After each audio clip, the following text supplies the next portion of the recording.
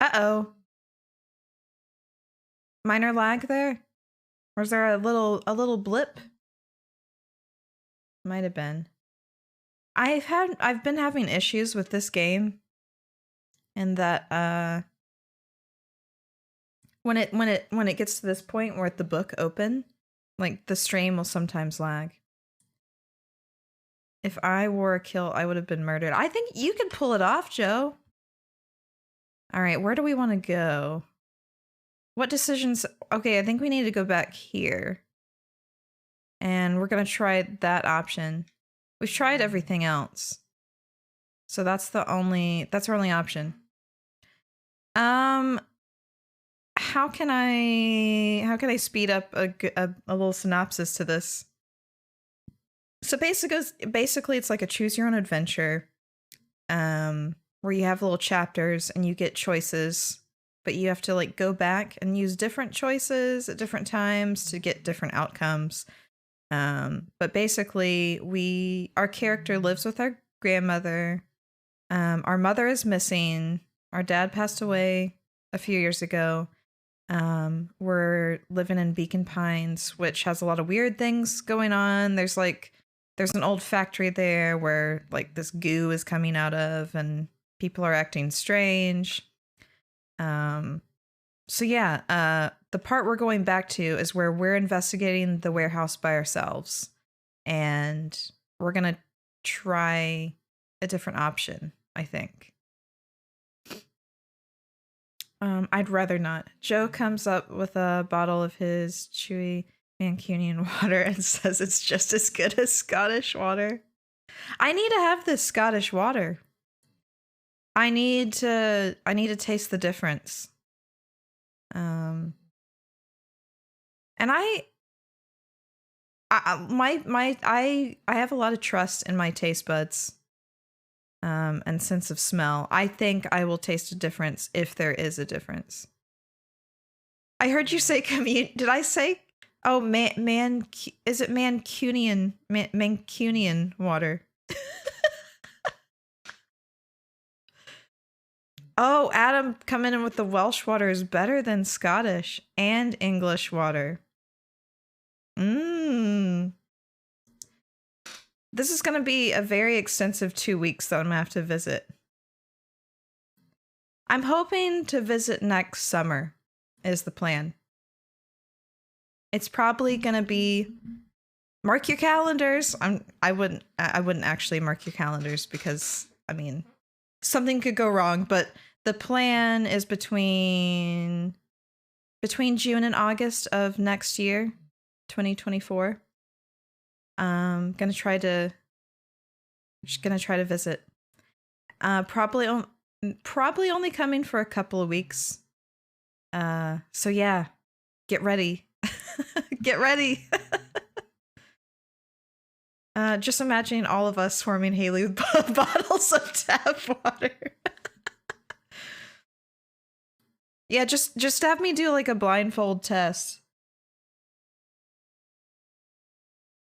Just I'll show up at yeah. I don't know how I would do that. It would be nice to taste them all in succession.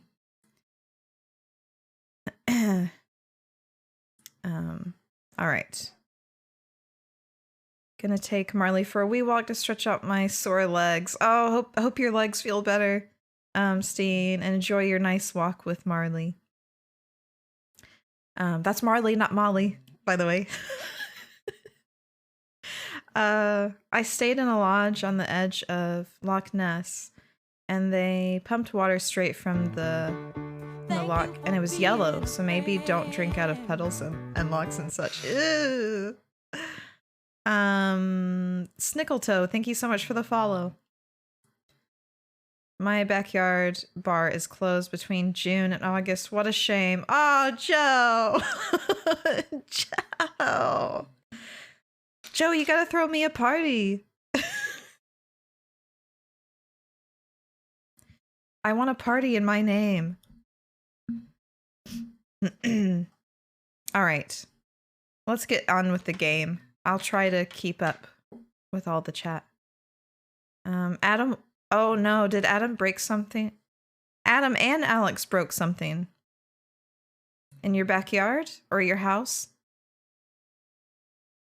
Oh no. Alright, let's see if I have any lag here. Did I pause the meet? I did. Adam broke a vase. Alex broke a chair. I think I remember hearing about Alex breaking the chair. I didn't know about the plant pot. Oh dear. and also didn't Slate throw up in your sink, Joe?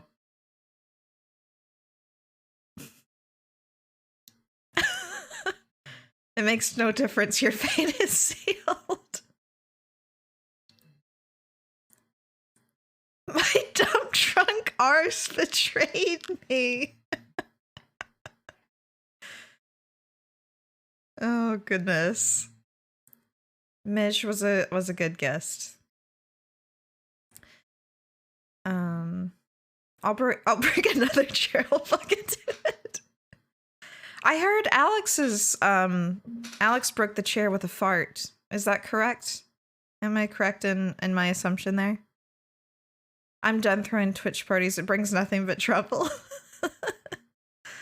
Alright. The heavy steel door knocked Luca to the ground. Disoriented, he looked up to see an imposing figure silhouetted in a green glow. It lunged toward him. He tried to scramble away, but felt a gloved hand latch on his ankle. Luca watched his fingernails leave trails in the dirt as the hand slowly dragged him back through the door. Into the lab, into the green light. This is a story about struggle. Half the website complains they're not there, and the other half won't turn up because Alex is coming.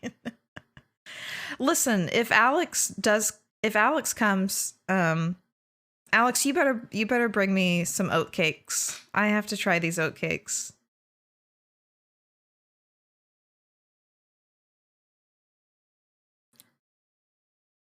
Can y'all hear the game audio by any chance? I didn't double check to make sure that was working. It's not working. How has nobody told me that? Have I been sitting here in silence? Oh my god. Have I been sitting in silence and nobody told me? Y'all are horrible. Y'all are horrible. Oh my god. So true, Joe. No one wants Stoke smell around them. I love the Stoke smell. Want to get a Yankee Candle? We've been talking so okay. I get panicky if it's like too silent and all you can hear is my voice. Listen, you were just having a 21 Pilots moment. Oh, what happened with the 21 Pilots? Haley's a Yankee Candle. Wow, Joe. Wow. At least my Yankee Candle smells better than yours. Yours probably just smells like farts and forklifts.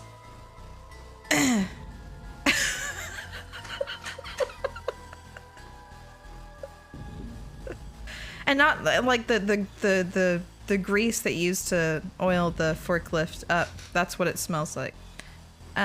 Luca could hear a machine humming somewhere nearby. He felt around wildly, searching for something, anything that could help. Joe's gone awful quiet after that. Oh no! Is it lagging again? His hands let's just get through this. Object. Maybe a tile? Is it lagging for anyone else? I'm not muted! Lies, Joe. Lies. He yanked it free, lifting the cold stone. It's not. It shows that I'm dropping frames in here. Farts and forklifts could be Joe's autobiography title. Oh, that's perfect. That's perfect, Nikki. Let me go! Luca swung the tile as hard as he could at the shape that still held fast to his leg. He heard the crack of glass as the stone hit the assailant's mask. With a muffled yelp, the hand let go. Luca was free and scrambled to the door. He never looked back once on the long run home. Chapter 3. Back to work for you. Bye, Joe. Hope work flies by for you. Thanks for stopping by. Let's give a shout out to Joe.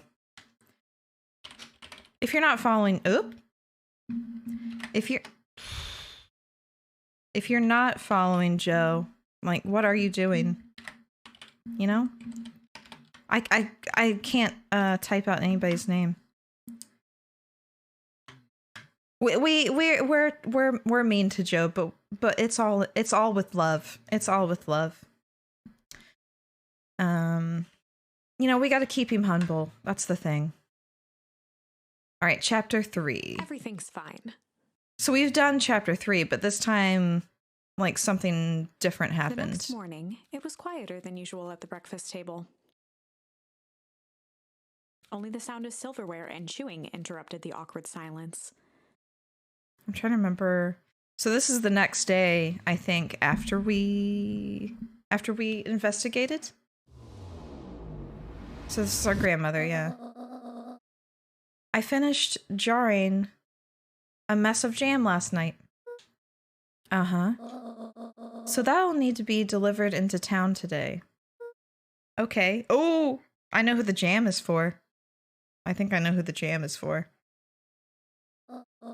So what did you and Rolo get up to yesterday?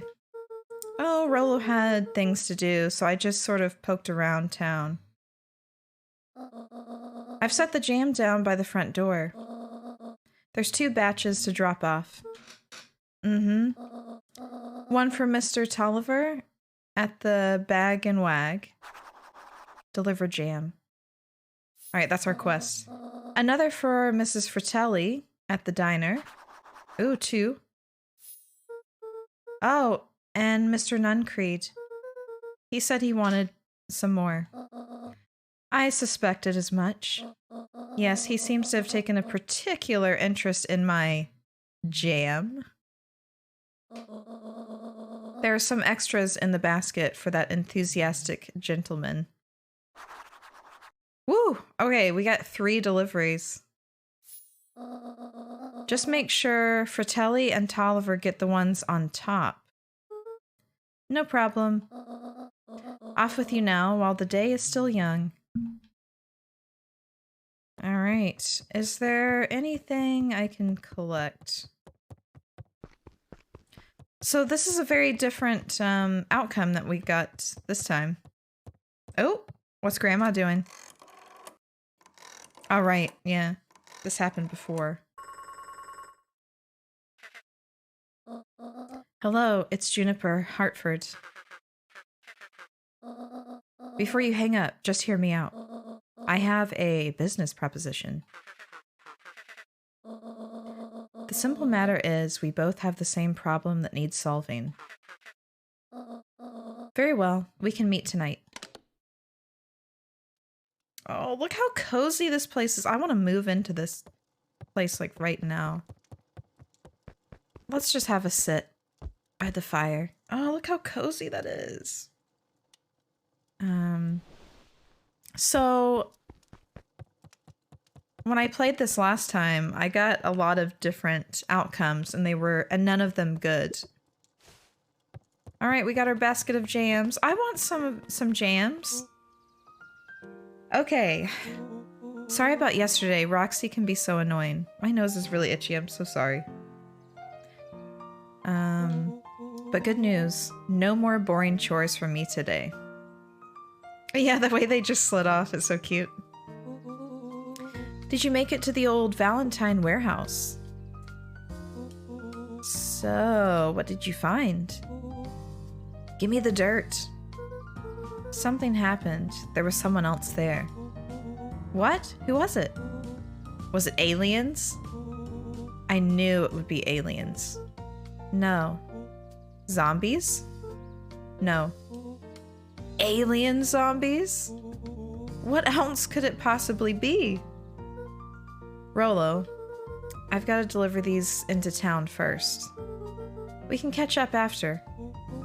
Ooh, is it a whole thing? It sounds like a whole thing. Yeah, we shouldn't talk about it here. Meet me at the treehouse tonight. I'm not sure what this treehouse is that you speak of. Meet me at Mission Control. Roger that, Space Cadet. I love Rolo. Right, I don't remember who these characters are that I have to deliver the jams to. Oh, not good if my neck is already hurting. Is there a way to look at the characters? No. Oh, that just opens that.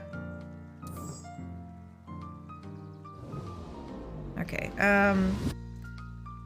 let's see. Who was this again? You can tell those jerks. It doesn't matter how many boxes they pile up. I ain't moving. Okay. Wait. Alright, who was it that I needed to deliver? Was it somebody at the cafe? I don't remember. I can't talk to them. Okay, I can't talk to anybody here. Was it this person? Nope, can't talk to them. Anger from the past mistakes not yet made. And a glimmering hope for the future. He carried them all in equal parts everywhere he went. Oh heavens, what a burden to bear. So every time we talk to this character, it feels like a foreshadowing. I don't think I want to talk to them. Mr. Wilder, I trust you have time to chat? Eris Valentine, oldest of Sharper Valentine's children, and heir to the Valentine fortune. Had a way of making questions seem like demands. Certainly.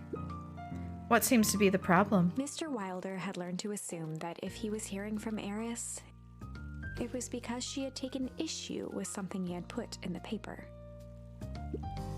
I couldn't help but notice that the front page of this morning's paper was consumed with stories about this silly festival.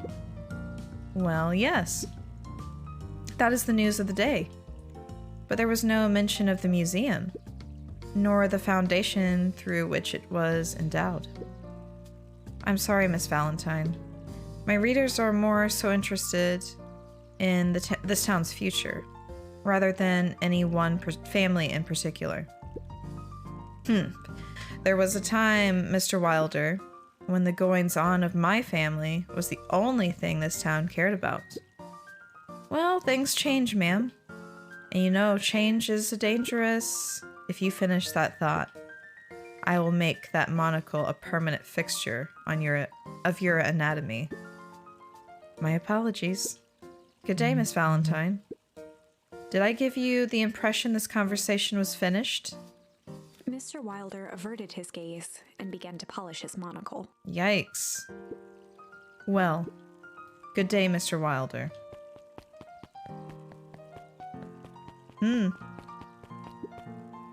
Oh, what's this? Last Chance Diner. Oh! Oh my god, have we not been this way before? I don't think we've been this way. Hey, Dawn. Oh, Dawn is so cute. Dawn's the little bat. Hey, Aluka, what's up? Dawn had dreams of becoming a big-time reporter. At night, she searched for the story that could be her big break. Dawn yawned on the lawn. By day, she hawked papers at the newsstand. They got you on jam delivery, eh? Yep. Hey, Dawn, have you noticed anything weird around town lately? What sort of weird things? Stuff going on at the old Valentine building? You might say I've heard some things. I'm working on a story about it right now. So what's going on? Can't say quite yet. I still need to follow up on a few leads. Keep me in the loop, okay? Sure thing. Have you seen the new kid around yet? New kid? Yeah, came in from the big city. Her parents both got jobs here. But get this, one of them is working for William Kerr and Perennial Harvest. And the other is working for Eris Valentine. And the Valentines represent Beacon Pine's past. Perennial Harvest has positioned itself as this town's future. Must make for some interesting dinner table conversations. I can imagine. Can't have a sit. No breaks for me. All right. Oh, okay. Oh, look at the diner. It's so cute. Well, if it isn't my favorite little jam runner. Hey, Mrs. Fratelli. Look at you. She leaned forward and pinched Luca's cheek. You're all skin and bones. Is your gran not feeding you? She is, it's just... I understand. You know, I taught your mom how to cook back in the day. You may not even remember, but you and her used to help out in the diner. See that picture over there? That's you helping your mama back in the day. So cute, running around in your little apron, taking orders. The whole situation just breaks my heart, what happened with Eleanor. I've got a feeling she's out there somewhere yearning to be with you again. Few things in this world can keep a mother from her son. Luca shifted the basket uncomfortably. Oh yes, let's see here. Mrs. Fratelli lifted the cloth and inspected the jam. Ah, they even have my name on them. How thoughtful. She carefully lifted out her jars of jam. You tell your gran hello for me, Luca. Will do. Alright, got that delivered? Who else was next? No, not that. How do I get to the other options?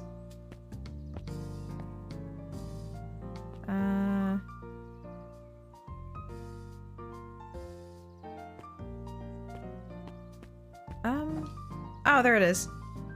Delivered to Mr. Nuncreed and Mr. Tolliver. I can't remember who Mr. Tolliver is. Is this Mr. Tolliver?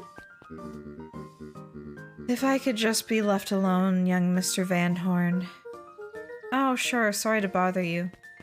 Oops. It's just that Mr. Kerr has asked me to make the opening speech at the festival. Being mayor and all, you might expect me to be a charismatic speaker. The truth is, I'm terribly nervous. I really don't think I'm cut out for this sort of thing. Cut out for being mayor or for public speaking? Both, I suppose. I never really chose any of this. It's more of a duty to my family. For our legacy. That sounds like a heavy burden. As for the festival, just speak from your heart. I'm sure it'll be great. Anything? I'm looking for anything I can interact with. Alright, I guess that's it. Oh, we can come back here. Can I go in there? Nope. I'm just running around with this basket of jams.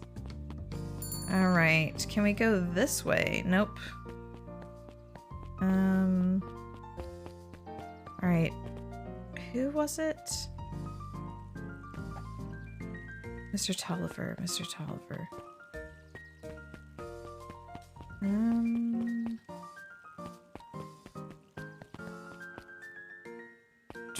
I don't want to deliver it to him yet. Is Mr. Tolliver back this way? I wanted him to be last because I don't like that guy. Makes me nervous. Not sure where Mr. Tolliver is, though. Wait, watch your step. Oh, sorry. There was a whole family of beetles here. They've gone missing. I thought they just sort of wandered around. Everyone has a home, Luca. Even beetles. Luca checked the soles of his sandals. Uh-oh. I think we're okay. It's weird that they're gone. They went missing when the festival preparations began. Animals know when something's up. You think the noise scared them away? Something like that. Just watch where you step, okay? Old Pickler's Pond. Is this Mr. Tolliver? Do you think jam would make good bait? I guess it depends on what you're trying to catch. At this point, anything. Can I go? Nope. This just takes me to the tree house. So we don't need to go there yet.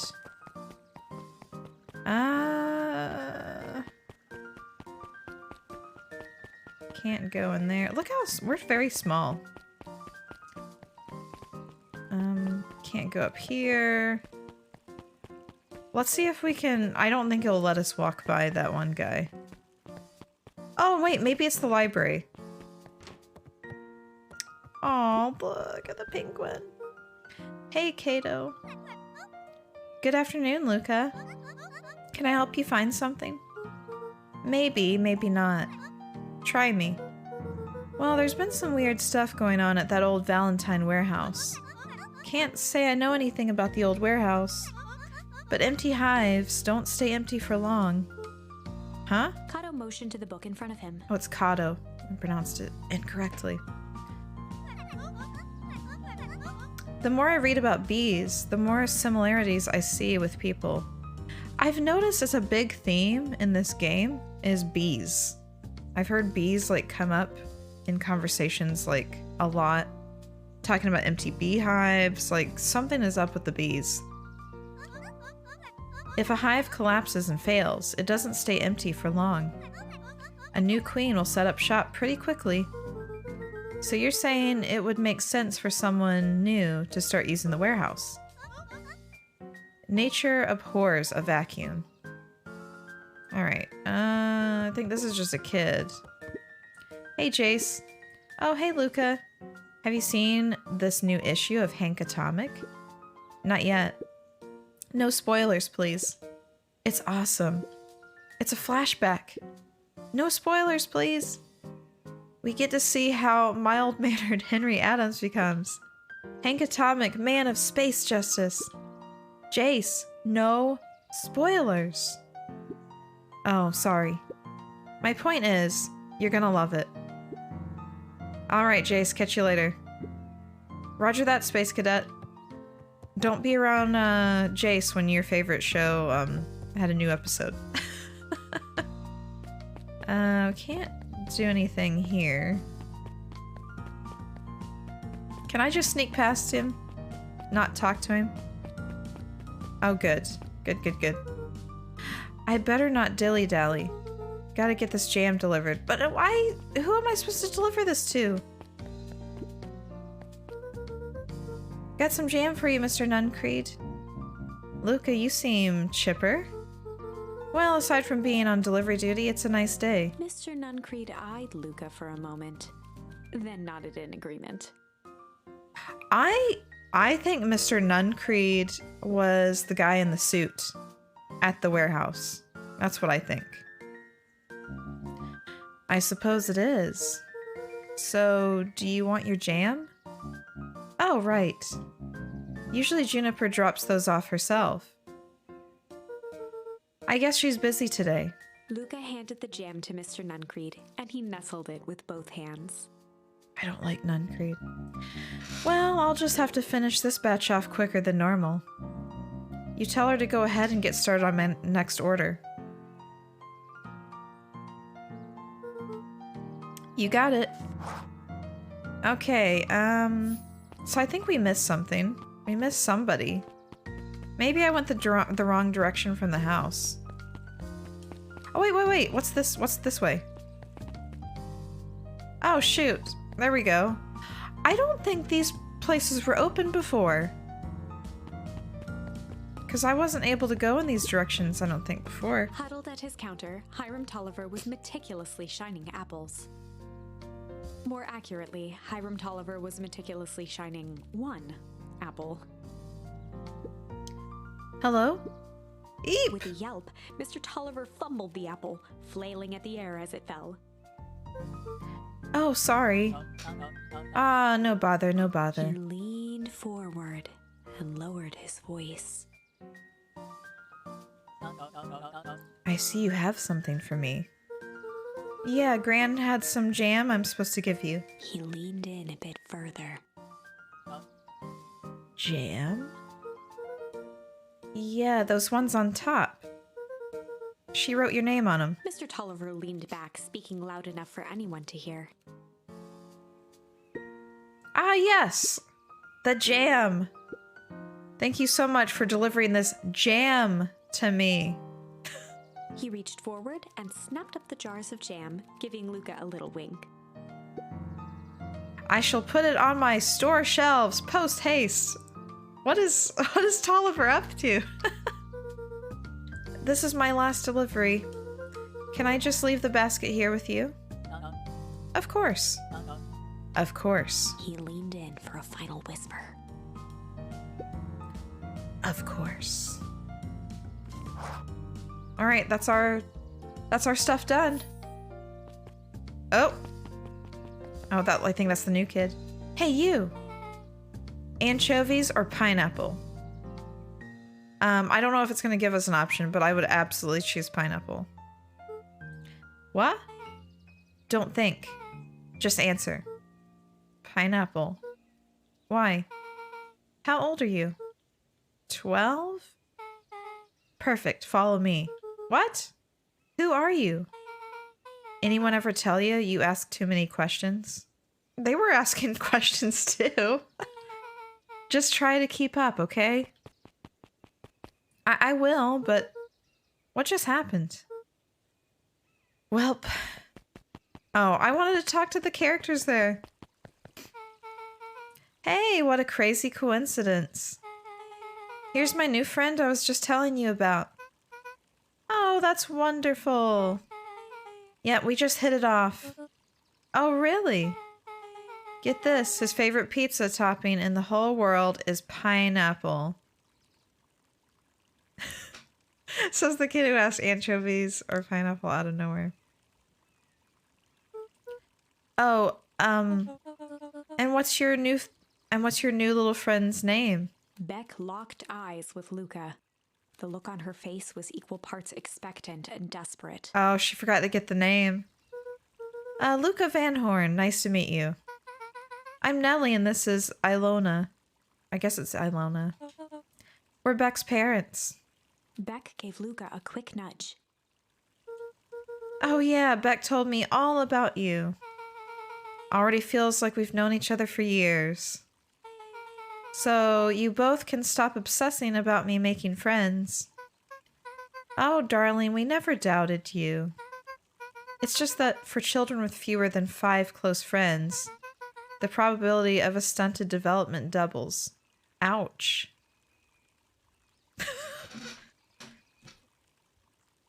That's not true information, is it? Because that was me.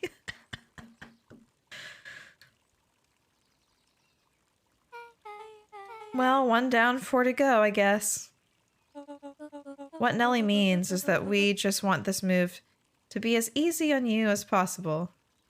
Listen, Mouse, it does look like Velma. You can relax. A friend has been friended. This calls for a celebration. Stunted development just means you can do kick flips and stuff. Luca, you must join us for dinner tonight. Oh my god, how'd I get roped into this?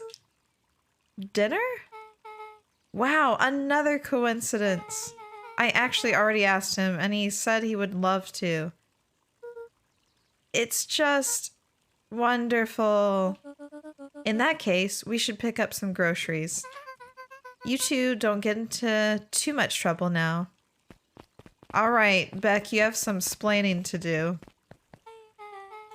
Wow, I can't believe that worked. Thanks a ton. You're welcome? I owe you one. My moms are great and all, but they can be a bit much sometimes. Our house is the little cottage next to that big mansion place. Wait, you live on the Valentine estate? Yeah, that's the spot. Meet me by their big creepy gate. Don't be late. Or I'm back to square one on this whole friend grift. Great, see you there. Oh, wow. The adventure begins. Do you have to do that now, though? What about, is our friend at the treehouse, though? We were supposed to meet.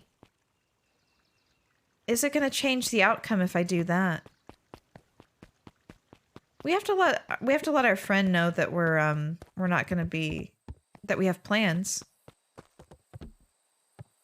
Oh, Rolo's not here anyway. I thought Rolo would be here. All right, I guess we'll go to dinner at Beck's house on the Valentine estate. Ran into some boxes. They got boxes everywhere. Oh, who's this? Good morning, Jeff. I guess that's Jeff, right? What's so good about it? I love Jeff's voice. It's like another day further down the tubes, if you ask me.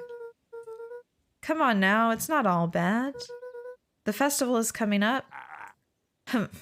The festival. Old Man Valentine used to put on cockamamie shindigs all the time. And where did that get us? Well, it's perennial harvest putting on this one. And they're doing it for the whole town. As far as I see it, the difference between the old Valentine Company and this new perennial harvest outfit Jeff dug through his pockets for a bit. Is the difference between this empty soup can and this brown banana. But those are both garbage. Exactly. All right, what's his name is gone. Oh, which way was it? Oh, it's got to be this way because it's like paved. All right, we met at the creepy gate. So who all lives in that house? Eris and Gus Valentine grew up there. And Solomon moved in a few years back. The creepy little kid in the vest?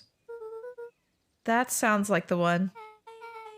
So just 3 people live in that huge thing? I bet a bunch of shady stuff happens all the time in a place like that. Not really. The Valentines pretty much keep to themselves. So it's empty and boring? Pretty much. What a waste. My mom says that it used to be way busier back before Sharper died. Before the foul harvest. Okay, that's like the 5th time someone mentioned this foul harvest thing.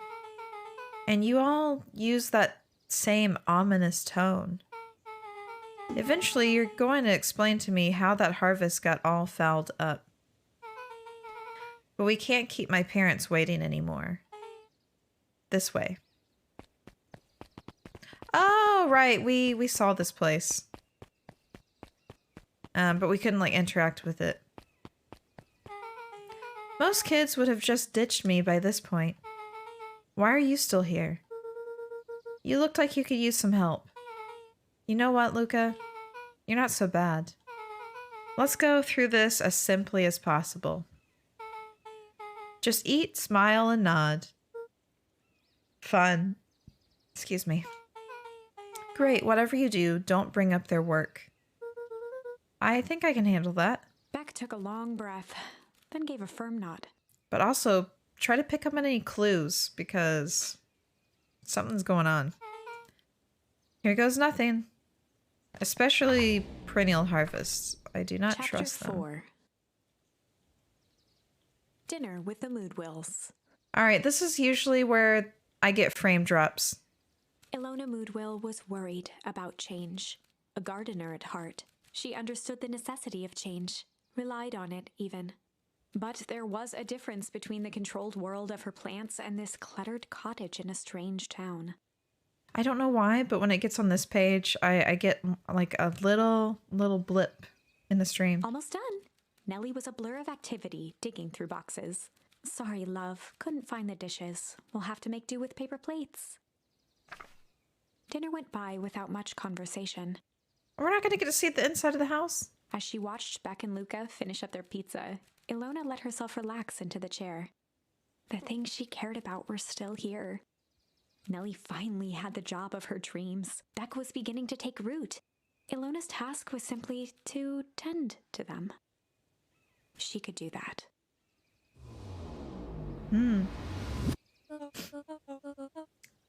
So Luca, tell us a bit about yourself. Where do you live? Oh, I live with my grandma. Over on the other side of the river. Your grandma? Where are your parents at? Beck, manners. It's all right. My dad passed away in an accident at the fertilizer plant 6 years back. Oh, we didn't know that. That's new information. Oh, dear. My mom's been missing for a few months now. Like, missing? Luca's eyes were fixed to his plate, pushing a chunk of pineapple around with his finger. Nellie was the one who eventually broke the silence. Luca, how did you like the pizza? Oh, it was good. Very good. Normally, we'd have put more effort into dinner. Ilona nervously gestured toward the boxes. We aren't fully settled in, and Beck had mentioned that it's your favorite. I'm sorry. Are we just skipping the part where he said his mom was missing? Beck! I'm sorry, Luca. This move has us all a little tired. Luca wiped his face with his sleeve. Oh. No, it's fine. So Beck said that you moved here for work. Beck gave Luca a swift kick under the table. Ow! I mean, what brought you to Beacon Pines? Oh, you were right the first time. We're here for work. Nellie won't tell you this, but she's a brilliant chemist. I don't know about brilliant, but I do love it. She's brilliant. Perennial Harvest just made her their newest lead researcher of deep engineering. She makes it sound more impressive than it is. I'm just happy that I get to make a difference in the world. Perennial Harvest is at the forefront of evolving agriculture. So is that what the green goo is? Because it does affect the plants. Into something more useful than sprinkling water and excrement on the ground. Luca glanced over to Beck. She seemed to be holding her breath. What Nellie means, Luca, is that there are different ways to grow plants. Yes, some people talk to their plants and hope for the best. And some people happily leave their job to allow a loved one to pursue their dream.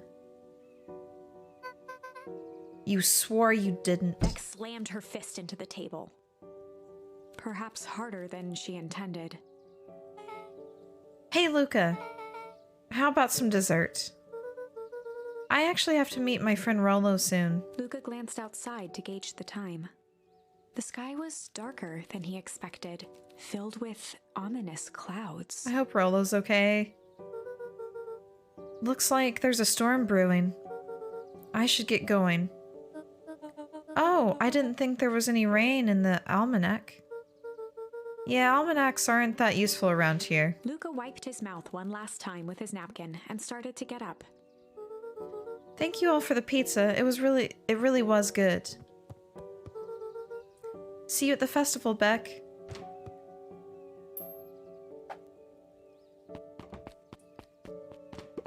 Wait up. I'll walk you home. Oh gosh, here we go. Surprised, Luca turned around. He knew Rollo could be prickly around new people. But Beck seemed cool. Rolla would warm up to her eventually. Probably.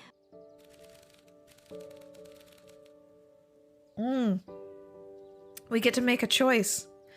Luca began to respond, but the sky answered for him as the clouds above began to... Oh, which one do we pick? I mean, we're gonna have to eventually come back and choose another option. Let's do Rumble. Luca began to respond, but the sky answered for him as the clouds above began to rumble with ominous thunder.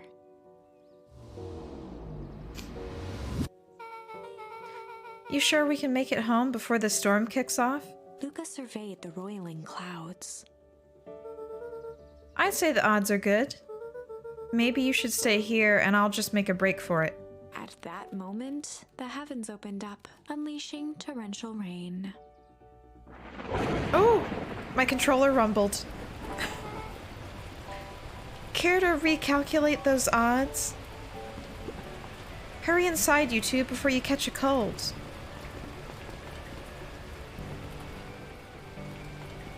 Sleepover. I wonder about poor Rollo, though. Luca, Nellie will keep trying to reach your gran on the phone.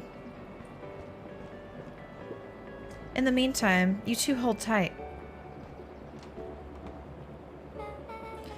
Sorry, not much to do up here. Most of my stuff is still in the boxes. Mind if I poke around? Be my guest. Alright, let's poke around. Luca squinted into the eye hole of the microscope. This looks wild. What is it? Gum. Gum? Luca adjusted the slide with his fingers to get a better look.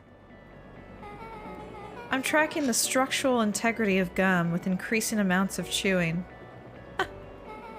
Chewed that one for 47 days. Luca wiped his hand off on his sweater and gave a nervous laugh. It's weird, I know. Beck looked down, timidly tapping the ladder with her feet. You think it's weird, don't you? A little. But weird can be cool.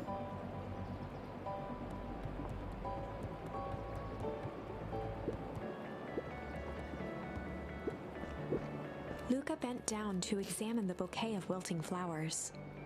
Judging by the odor, they were well past their prime. Pungent. We got a new one. I wonder what we'll use pungent for. He flipped open the attached card. Happy trails from Coach Walker and all the Fairview Condors. Boy, you weren't kidding about poking around, huh? Oh, sorry, was this from your old school? The most recent one, yeah. Some schools gave me going away cards. Some did flowers. When they're really trying to feel good about themselves, they do both. So you've moved a lot. Yeah, that's the thing with having a brilliant parent. There's always a better job somewhere else.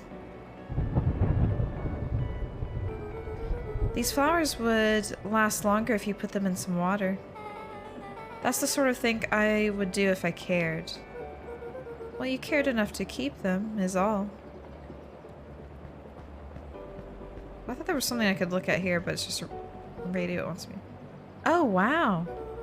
Rollo and I have a radio just like this at the treehouse.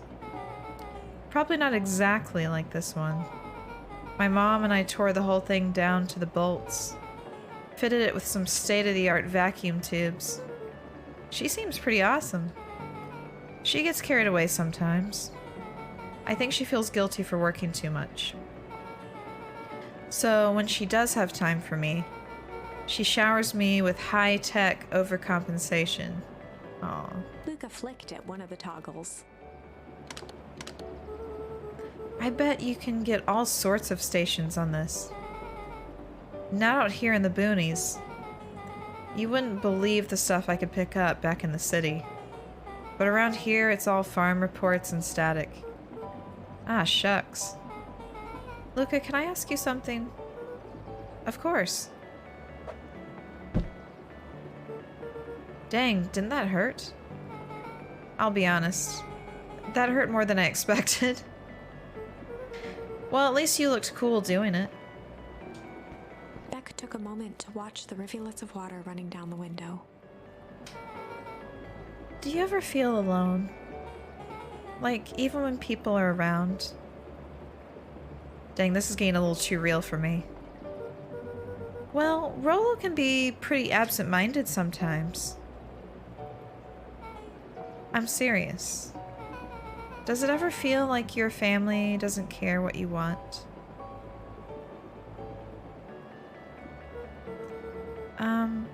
It didn't used to feel that way. I know Gran loves me, but sometimes when she looks at me, it's like she's looking at a problem. Luca took a deep breath, exhaling slowly. I know the feeling. How do you deal with that?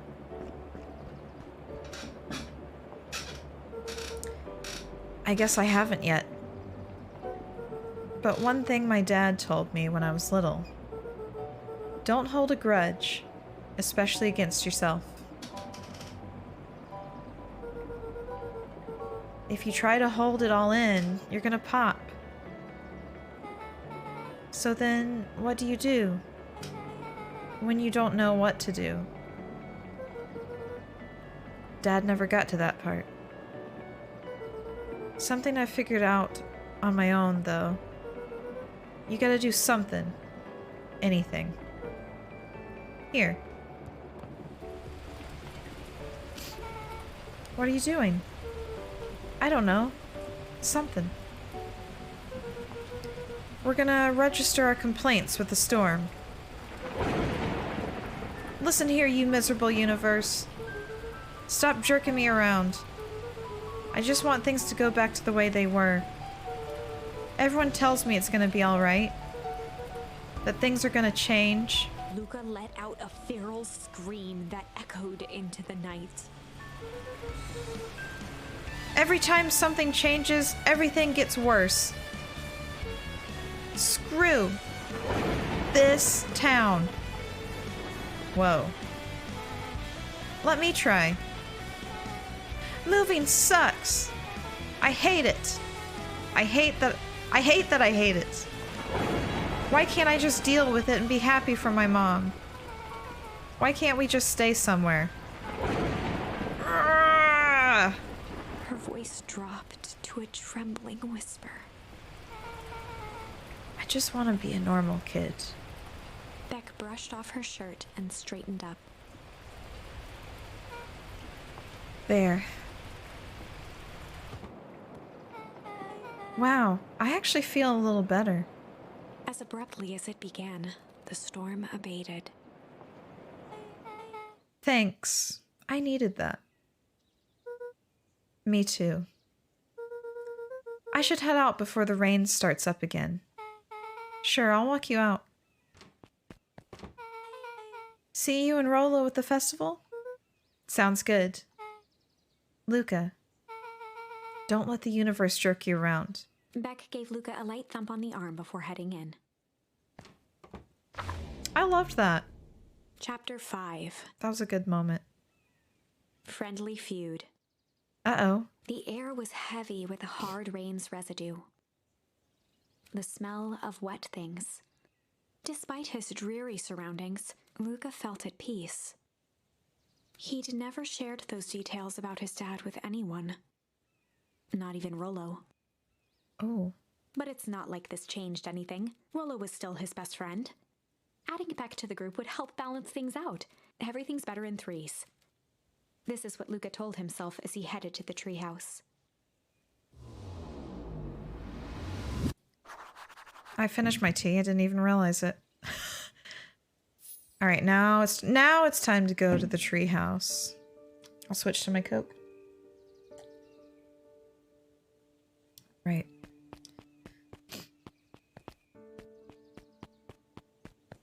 Or maybe we won't go to the treehouse right away. Hey, Don. Tracking down a lead? You bet. I heard a juicy new rumor. Turns out, when Sharper Valentine died, he left behind a peculiar last will and testament. Peculiar how? Oh, my back is hurting, sorry. Peculiar how? He didn't just give his kids an inheritance. There were conditions. Like what?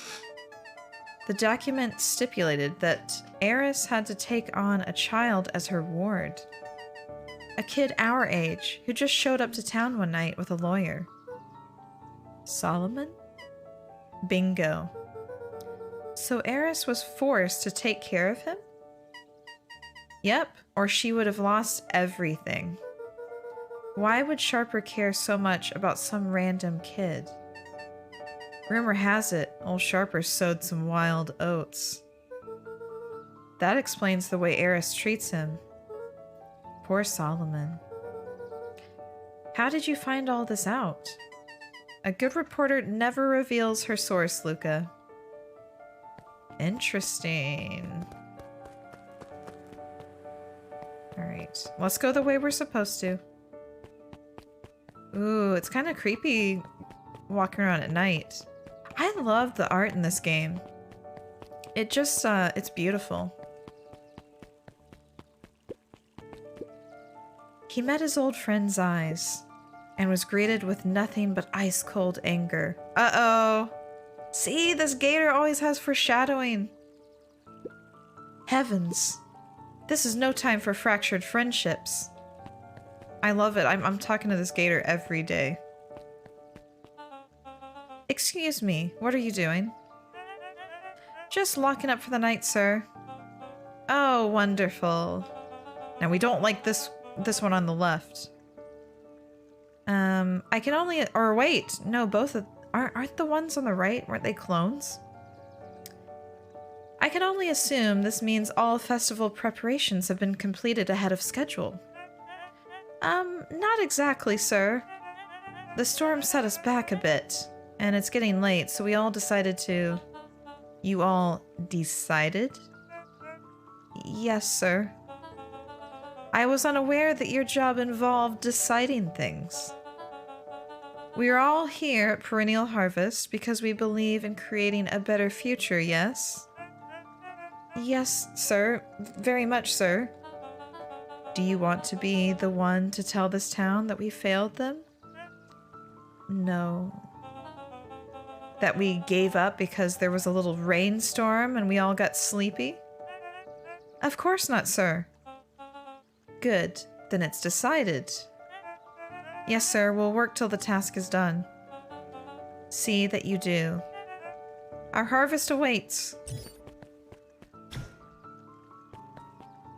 That was a bit weird.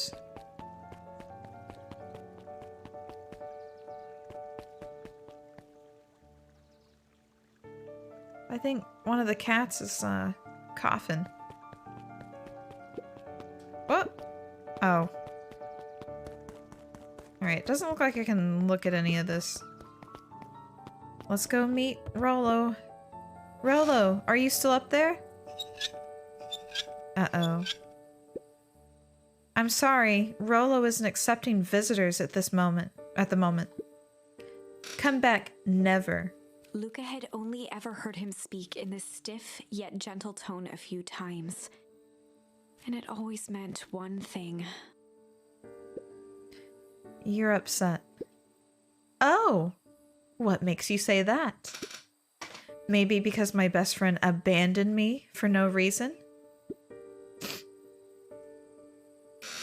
I didn't abandon you. I'm just a little late. Rollo scoffed. The rain held me up. Liar! You weren't even home. What? The storm got bad and I got worried. So I went looking for you. We came to the treehouse, we tried to tell him that we had plans. Imagine my surprise when I made it to your house and you weren't there. I hadn't made it back yet. I'm not a fool, Luca. It doesn't take all day to deliver some jam. No, that storm rolled in out of nowhere, and I got stuck after dinner at Beck's house. Luca stumbled on his words, knowing he'd said too much. You need to be honest, though. Beck? Dinner? What the heck is a Beck? She's a new kid in town. She's actually kind of cool. You'd like her. She needed help convincing her parents that she'd made new friends. New friends? I spent all day waiting for you. And you were off making new friends? It's not like that, Rolo. You know, while I was waiting, I made some upgrades to mission control. It's gonna be a surprise. It was gonna be a surprise. But you took so long, the storm knocked it all down. Just like you knocked down our friendship. What does that even mean? Luca became instinctively angry in response. Both boys were now shouting across the distance. It means you're a bad friend. You don't care about me. Of course I care, you ass. I knew I'd get in trouble waiting so late for you. But I kept my word. 'Cause that's what friends do. Oh wow, what a noble sacrifice you made. Easy for you to say. Your gran doesn't even care. You can stay out as long as you want, and you wouldn't even get in trouble. Seriously? You're acting like I chose this? If that's what you think, then maybe you're the bad friend. Rolo's tone changed to a calm, yet more intense anger.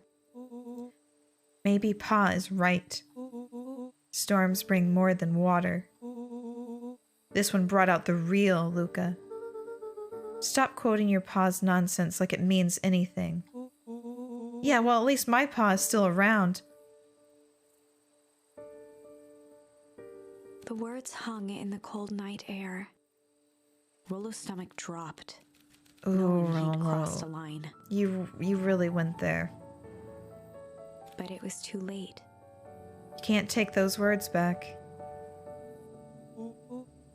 Luca, Good night, Rolo. Oh. Dang it. Oh.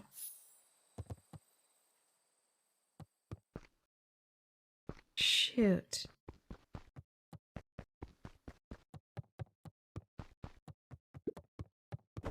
Luca dug through his old stuff, not even sure what he was looking for.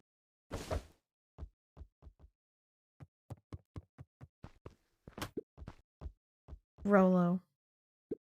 What a jerk. Call me a bad friend. Oh, I'm Rolo. Look at me and my amazing family.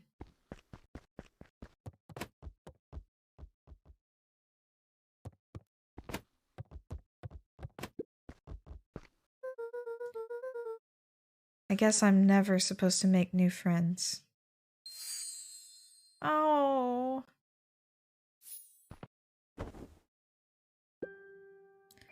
Luca? Gran cooed gently from the hallway. You slept straight through breakfast. Luca, are you all right? I'm fine. Just don't feel like getting up yet. Okay, I'll leave this oatmeal by the door. I've got to run out and take care of some things. Okay. I'll be back later to check in. Sure. Luca just wanted to be alone.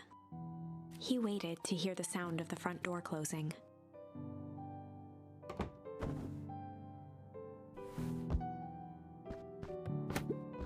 I bet Rolo's still gonna go to the festival. He's gonna be miserable.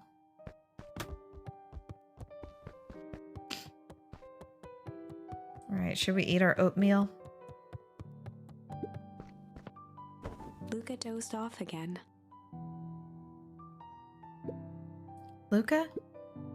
I see you didn't eat your oatmeal. Wasn't hungry.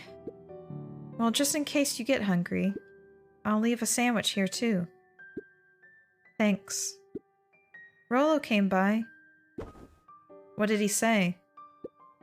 He wanted to talk to you. What did you say? I told him you weren't feeling well. Good. So your plan is just sit in your room all day?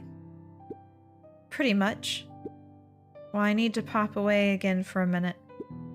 If you decide to end your pity party and go outside, I think it'd do you some good. Noted. Lucas still couldn't bring himself to go out. Besides, if he ran into Rollo, he'd have to actually confront the situation. I wonder, can we actually leave our room? There's never anything interesting at the festival anyway.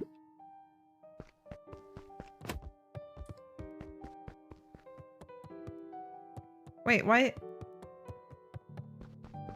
How do I... Is it wanting me to get that book?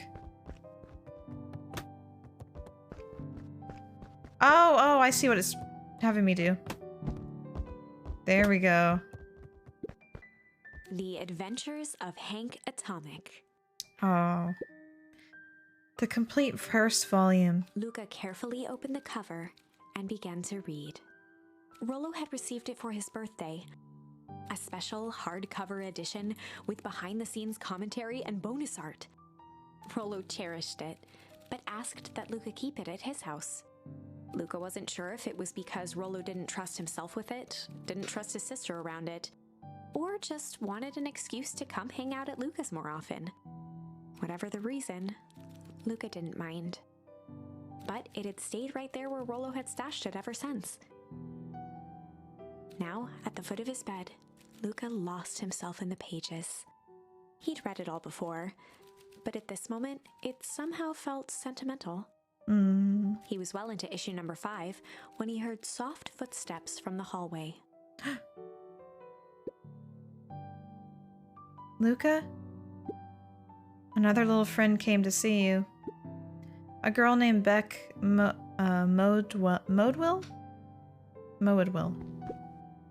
She said you met yesterday? What did she say? Is she here? She was just dropping by. I told her you weren't taking visitors today. Oh.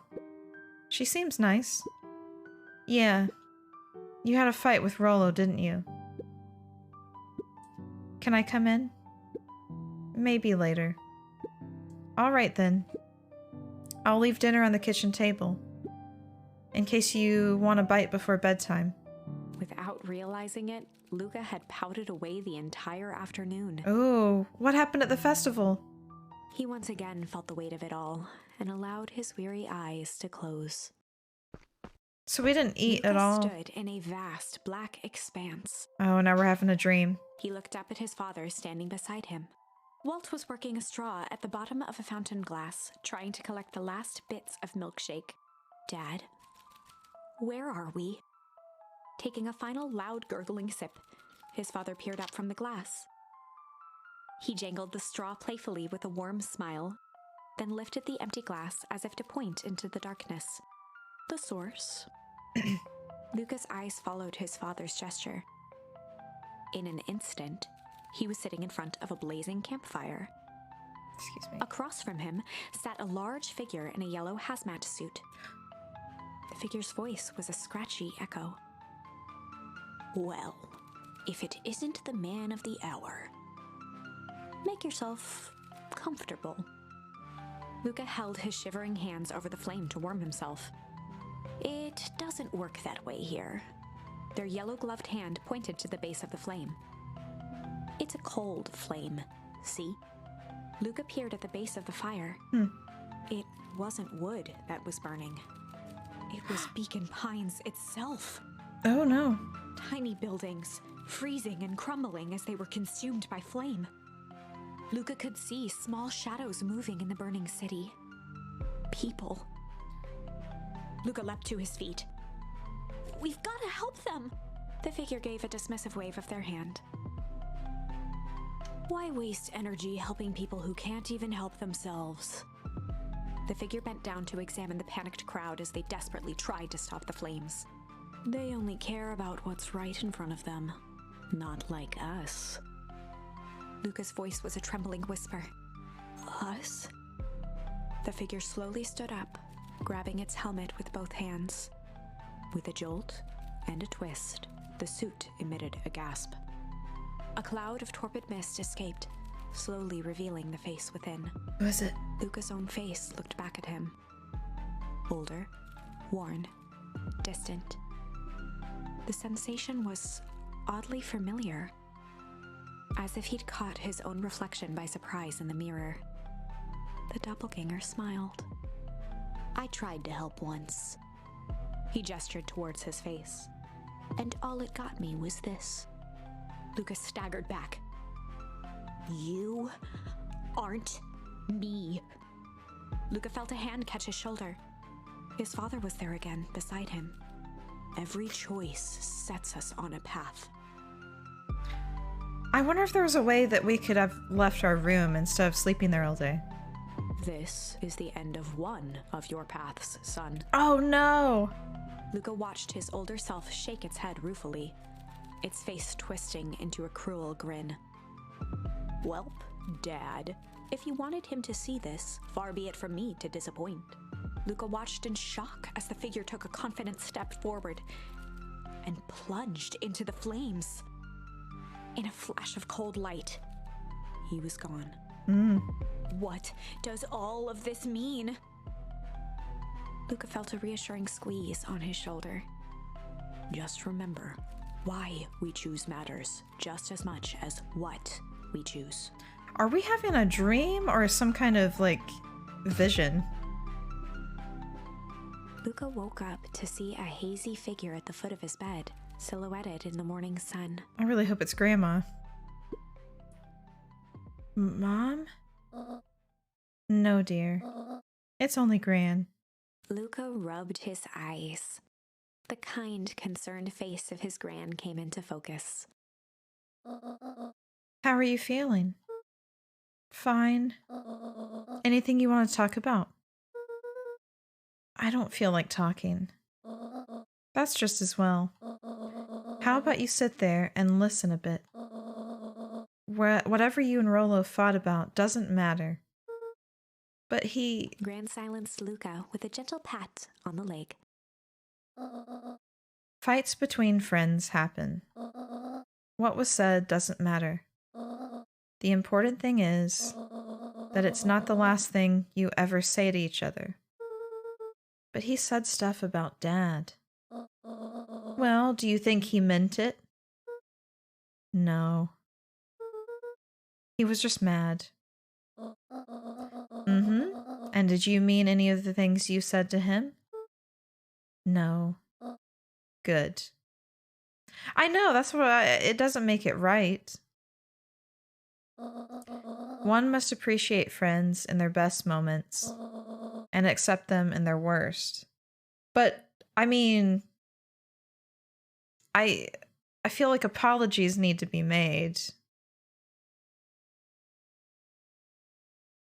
I mean, I know they're supposed to be like middle school age, so probably like 12 or something. And I know kids do like stupid things, but really like I don't know. It's like Rollo like they need other friends. It's good to have other friends. And Rollo needs to understand like that he can't be the only friend, but they can still be best friends.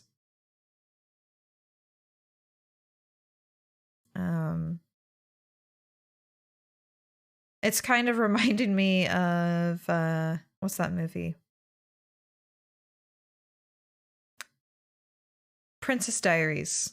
Kind of reminds me of how Lily was in Princess Diaries. I still like Rollo, but you know. All right, so we got acceptance as a choice. Now get your little butt out of bed. The festival's today. You don't want to miss that, do you? I guess not. All right, this is the day we've been waiting for. And there are lines you should not cross and things that should never be accepted. Rollo is feeling insecure.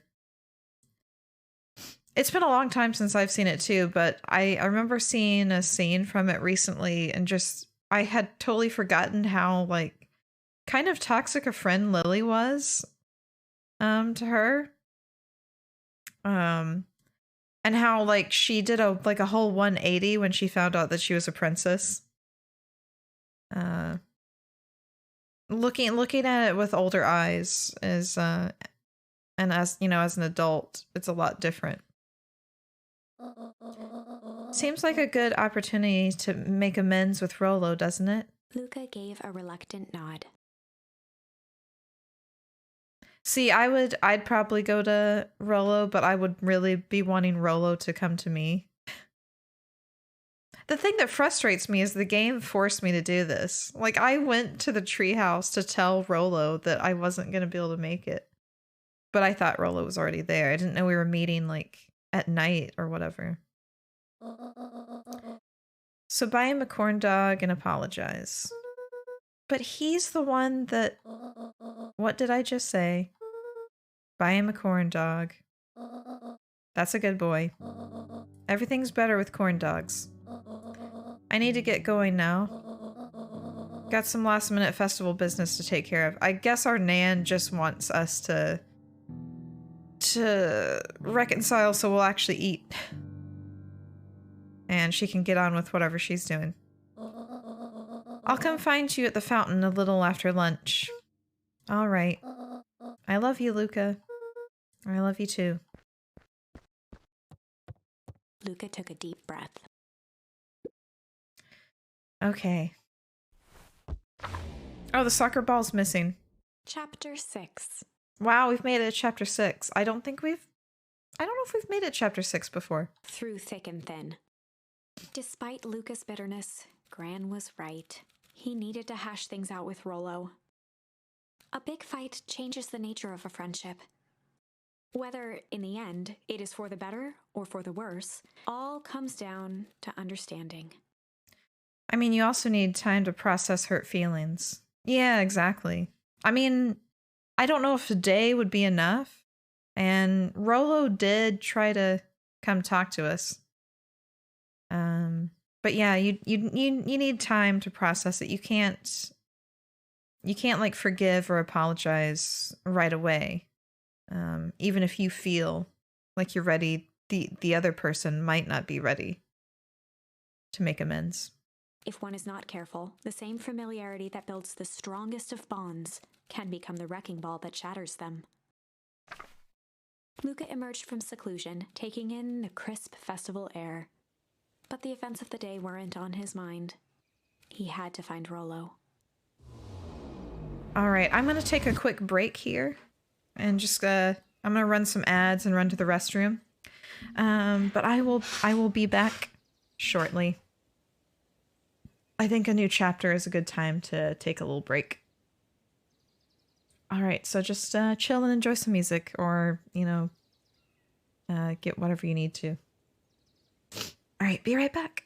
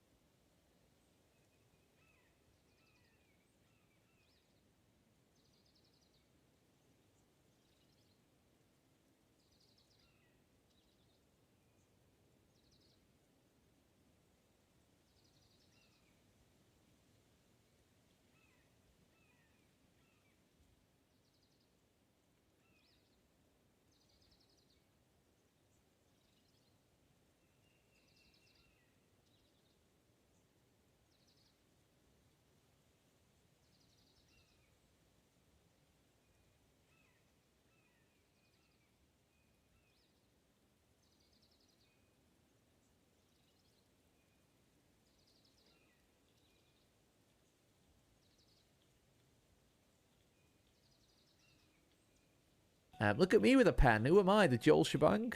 Look, eyebrows. That's...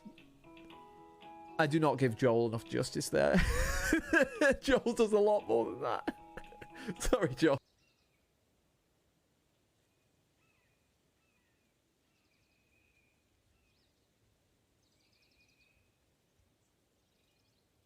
What are we thinking? What are we thinking? One? Another one? Oh, we can't! We can't use another intuition thingy. Darren, well fucking done, pal. Get my man VIP'd. Get my man VIP'd. Let's fucking go. Let's fucking go.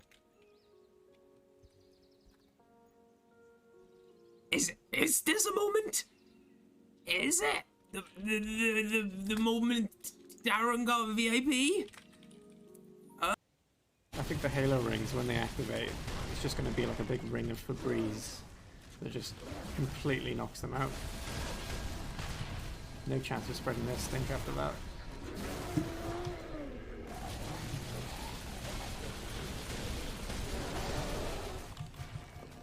I'm dancing with death here. I mean, just listen to the way he moves. Just sloshing about.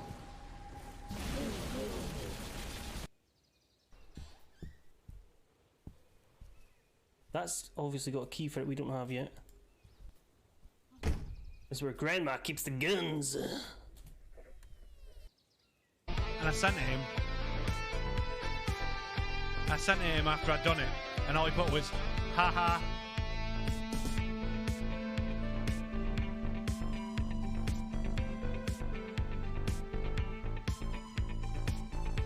Like, alright, great, cheers.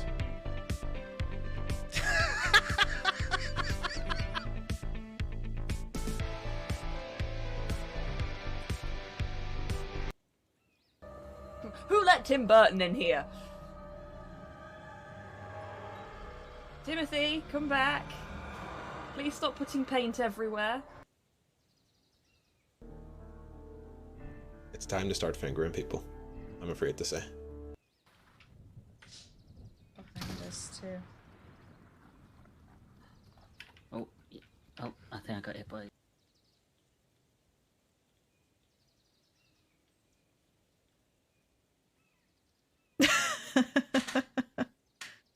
Sorry, Alex. I don't have it on this scene. I think the ads are done. They should be. Yeah, only the be right back screen. How did I get so tangled up here? Right. Back to the game. I actually forgot that I forgot I added that as a feature. So I should have added some before I left. I wasn't thinking about it. Totally forgot. Right. Let's mute this music. And let's get back to Beacon Pines. There we go.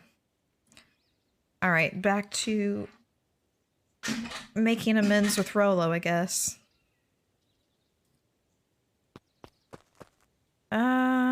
Wait, what is this way? Oh, right, this just, this is where our dad's, grave is. We can't interact with that anymore, though. Okay. Ooh, that makes me want to sneeze. Back to pecan pies. There you are, Luca. Rolla wanted me to tell you something. What is it? Roxy rolled her eyes, shaking her head. A space adventure, though you needn't buy it. If ye be brave, go somewhere quiet. Roxy, I don't... It's a riddle, Luca. My goofy little brother wants you to find him. Luca looked down and kicked at the dirt. Oh, somewhere quiet? That's gonna be the library. Look, I know you two had a fight. The only thing more annoying than my little brother is my little brother without his best friend. So I'm doing him this one favor. Now I need one favor from you. Whatever it is that went down between you two, squash it. Why are people getting so involved though? Haley, I got a stew in the oven. I'm so excited. Ooh, what kind of stew you got cooking? Oh, that's a sound alert I should add. Have you seen Arrested Development, Alex? Baby, I got a stew going. If you haven't, you're not going to get that, but I think it's baby, you got a stew going. Anyway, it's a funny like line from that show. But that's always what I think of when somebody brings up stew. Gotta take the pup for a walk. Thank you for the stream and the work from home company. Oh, enjoy your walk with the pup, Nikki. And thank you so much for stopping by. A space adventure, though you needn't buy it. If ye be brave, go somewhere quiet. All right, that's gonna be the library for sure. Can we go this way? Nope. I never know when something's gonna open up. All right, so we're gonna just bypass all these people and go to the library, right? Wait, where can I buy a corn dog? Can I buy a corn dog over here? That's drinks. Where can I buy a corn dog? I can't find the bridge. I don't know if we're actually doing the corn dog thing. Library was this way, right?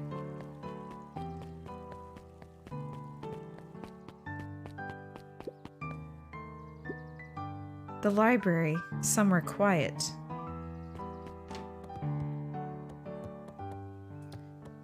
Well, Rolo would be in the comic book section, right?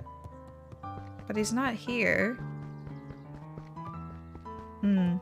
Oh, he's sending us on like some kind of little quest, isn't he?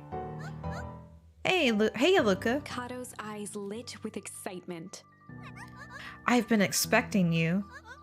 Bravo on deciphering the first riddle. Oh, we got an achievement. The first? Oh, you didn't think this was all, did you? Excuse me, Rolo does go all out, doesn't he? Kato straightened up and cleared his throat as if preparing to sing. Ahem. On planet Farpool, you may take issue when the fifth king dies. Fifth issue. When the fifth king dies, you'll need a tissue. Kato stared at Luca eagerly. Get it? Want me to tell you? No, it's okay. Let me figure it out. Alright, when you find it, bring it here to be verified. And if you decide you want a hint, the offer still stands. Alright, well, we're getting the fifth issue of the comic, right? Luca grabbed The Adventures of Hank Atomic, issue number 4, from the shelf. Once you've got a book, you can either bring it here to me, or just grab a different one. Luca grabbed The Adventures of Hank Atomic, issue number 5, there we go. from the shelf. That's it. That's what we need. Ah, you found it. Kato removed his book from the desk and replaced it with Luca's, turning on the lamp. As he slid the book under the purple light, 2 words glowed. The Adventures of Hank Atomic, issue 5. Alright, so what's his tongue with recognition? Rolo's cipher pen. He used to write secret messages everywhere with that. And only I had the special flashlight needed to reveal it. But I lost it.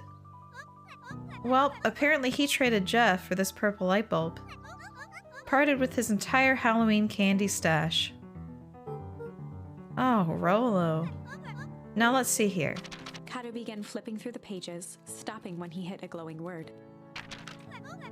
Get away with such a grift. He continued flipping. Only found in grub cart. Reaching the end of the book, Kato looked up. That's it. Grift in grub cart. Griffin's grub cart. He wants me to go to Griffin's snack stand. Ah, brilliant. I guess you're off then? Good luck on the rest of the scavenger hunt. Thanks, Kato. Okay, where is Griffin's snack stand? Hey, Tamahoop, welcome in. Happy Monday. I hope you're doing well. Alright, well, the snack stand is probably going to be this direction. Maybe this way? Is that a snack stand? Is this Griffin? I don't know who this is. Oh, this is it. Hey, Griffin. Did Rolo come? Before Luca could finish his sentence, Griffin handed him a corn dog. Oh, that's it?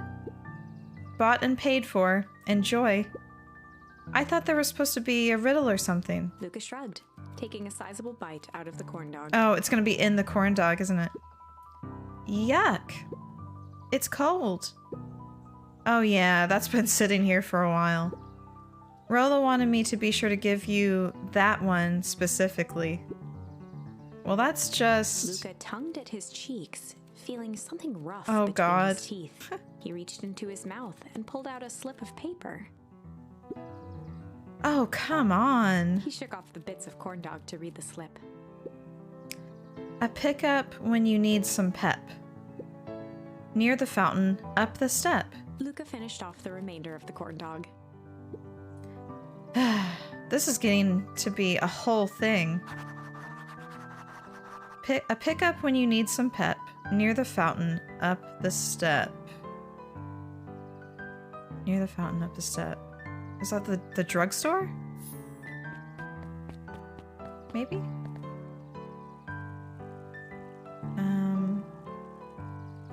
Oh, over here. Oh, coffee!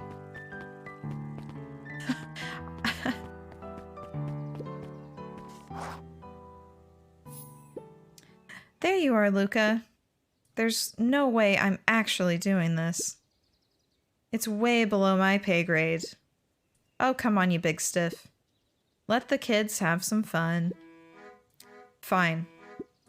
But Rolo owes me one. Lumi waved his hands around sarcastically as he began. What takes flight but has no wings? Your final task a friendship brings. See, that wasn't so hard. Ugh, I feel cheapened somehow. I think it's sweet. What takes flight but has no wings? Your final task a friendship brings. What takes flight but has no wings? The wind? I'm fuming, had a power cut, and we have an electric oven. No! Oh no, Alex. I'm so sorry. Stew's gonna take forever. Oh.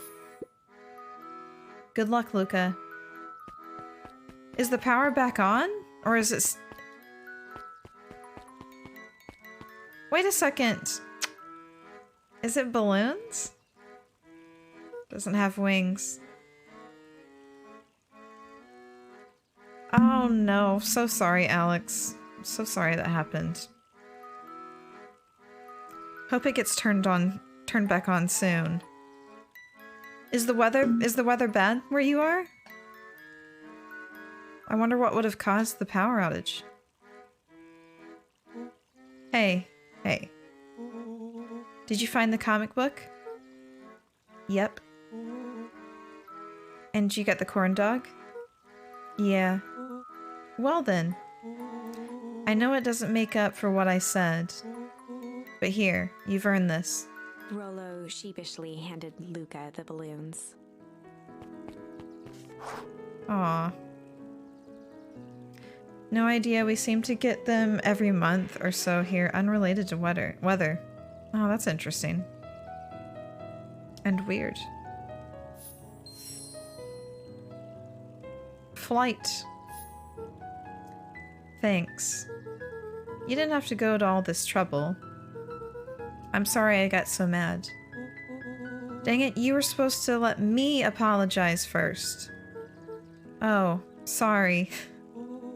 Now you've apologized twice before me. Just let me do this. Luca, I'm really sorry.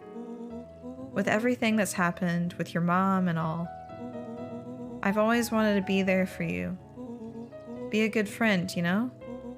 When you said you were hanging out with someone else, I kind of freaked out. Rolo. Still my turn. I felt like if you needed some new friend to help you, it meant that I wasn't good enough. But that was selfish and wrong. I was wrong. I'm so sorry, Luca. Okay, apology over. You can talk now. Luca threw himself at Rollo, hugging him as tightly as he could. Aww. Rollo, I don't deserve you. I don't deserve you either. That's why we deserve each other. So, what else do you want to do today? We could snoop around and try to find some info about your mom. Snoop where? We could probably sneak into the Perennial Harvest headquarters while everyone's at the festival. Oh no, this doesn't sound like a good idea. Aren't you curious about all the stuff those clipboards write down? What if we get caught? I think I've had enough excitement for 1 week.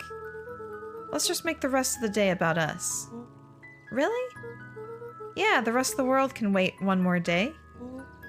You know, I have been waiting to get some work done on the MCDC at Mission Control. The aim is a bit unpredictable. That sounds perfect. Head to the treehouse with Rollo. I kind of want to talk to people, though. Oh, I can't talk to anyone. Wait. This is the first time I've seen this many smiling faces since the Fowl Harvest. I had my doubts about Perennial Harvest, but I must admit they do put on a nice party.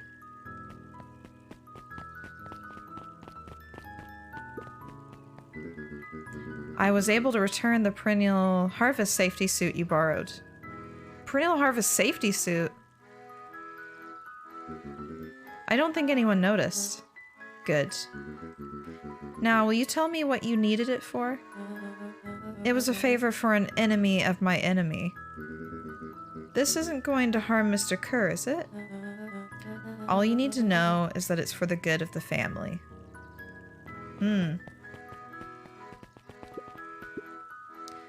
Piper, you're actually taking a break from studying. I wanted to see what all the festival fuss is about. But I can't help but notice. You still brought your backpack full of books. Luca, backpacks can carry a lot more than just books. True, true. So what you got in there? Books. I wanted some information. A most welcoming of welcomes. Would you like to share your thoughts? We always strive to improve. Nope.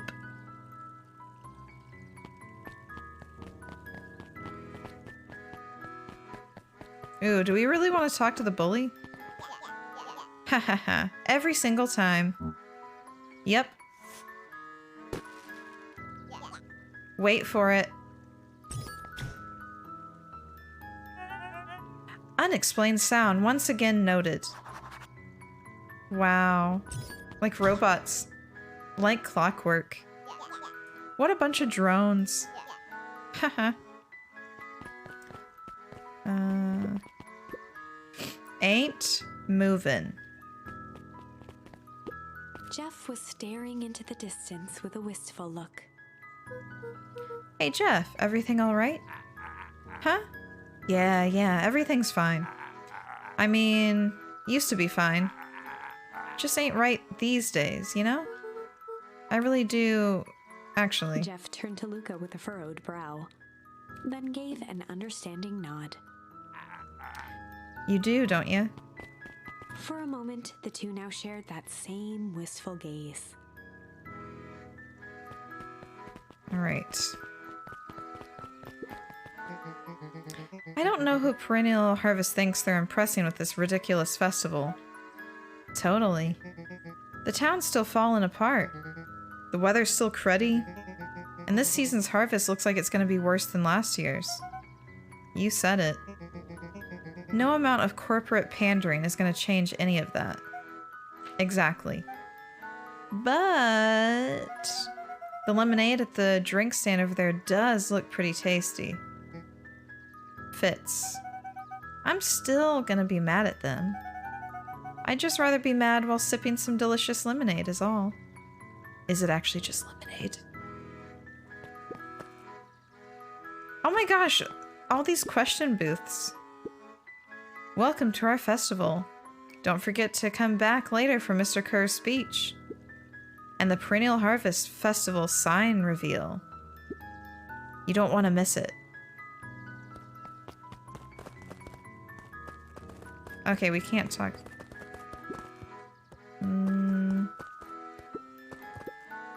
Unique New York. Unique New York. Huh? Oh, don't mind me. Just warming up for my big ceremony speech. Mr. Kerr pointed to his grinning mouth. Gotta limber up the old gab box. You nervous? Just rang up. They said it's gonna take an hour to get the power back on. Oh, Alex. Was the oven warm enough to cook it a little bit? How long have you had the stew in there? You nervous? Oh, heavens no. Well, break a leg. Yeah, I'd actually like them to break a leg. Gift me the... I missed that. Oh, 10 minutes! Oh no! How goes the beetle hunt? Pretty rotten. I haven't seen so much as a... excuvie? Excuvie? And it's not just the beetles. This morning I couldn't find any critters at all. This is not a good sign. I guess you could put it in the fridge if it can fit until they get the power on. I'm really sorry that happened though. Horrible, horrible timing on their part. Did they have any explanation as to why the power was out? I'll just leave it in the oven, I guess. Oh no. Be careful those foodborne illnesses, Alex. Nope, they just said they're aware of it. Big help they are. It's like everything that buzzes or skitters just packed up and left. I'm sure they're out there somewhere. Maybe all the commotion of the festival just spooked them. Yeah, maybe that's it. I don't think so. There's something weird going on. Did you hear? After Mr. Kerr gives his big speech, they're gonna have the first annual Biggest Catch competition.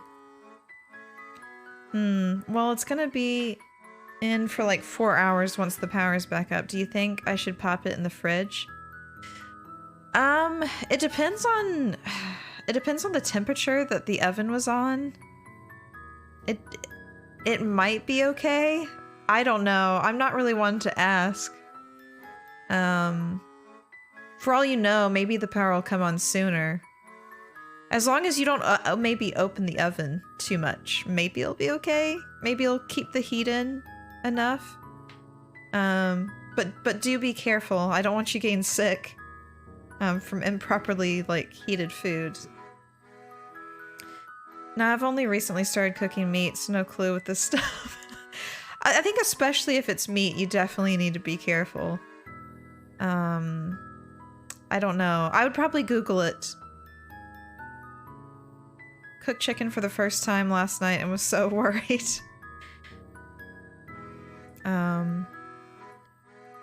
I mean, yeah, I would just be very cautious. I'd Google it, but it might not be quite safe, especially if it's an hour. But it might be okay if you don't open the oven door.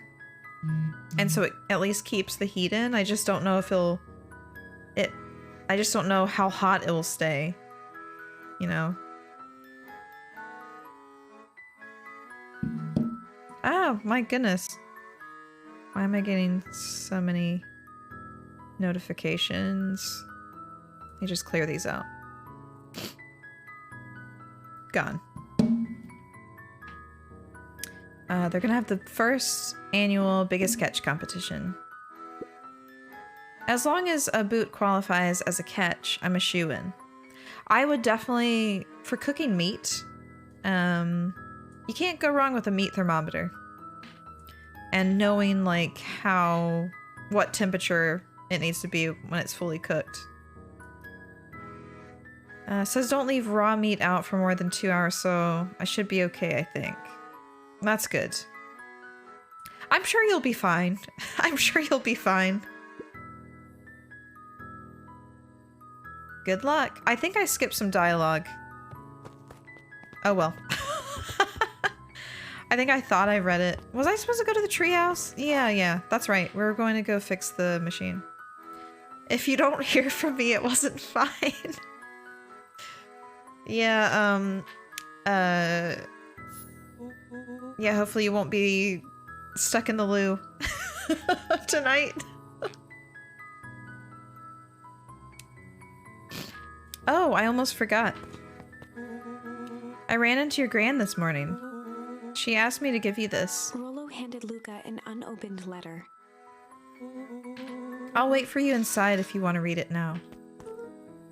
A letter? Luca, some things are going to happen that might be difficult for you to understand.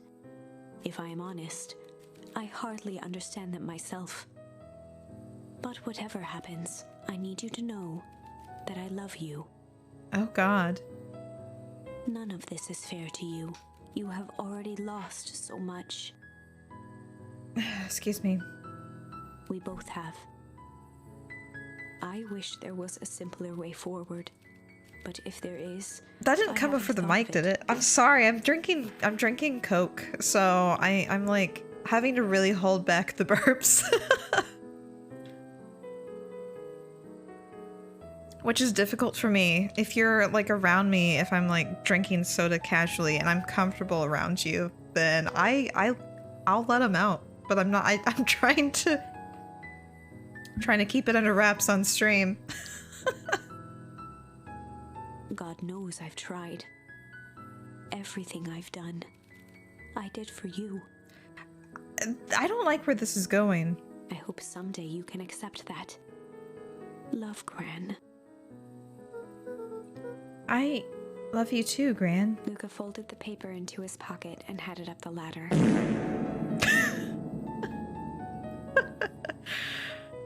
That might be you tonight, Alex. That might be you.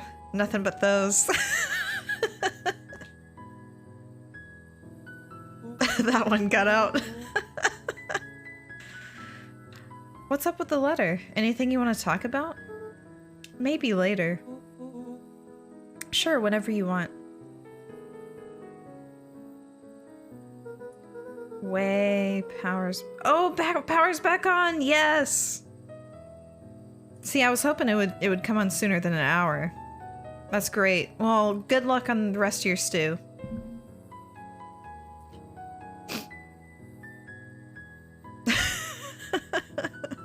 Is it because I said way?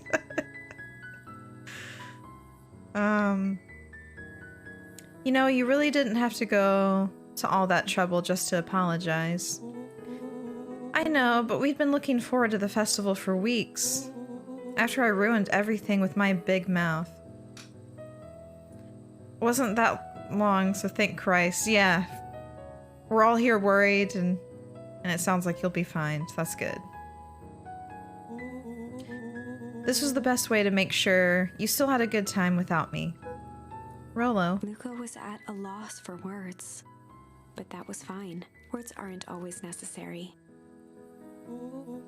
The festival seemed nice. Was it nice? We can still go. Nah, this is fine. Well, there's always next year. Sadly, this was untrue. A distant rumble shook the treehouse.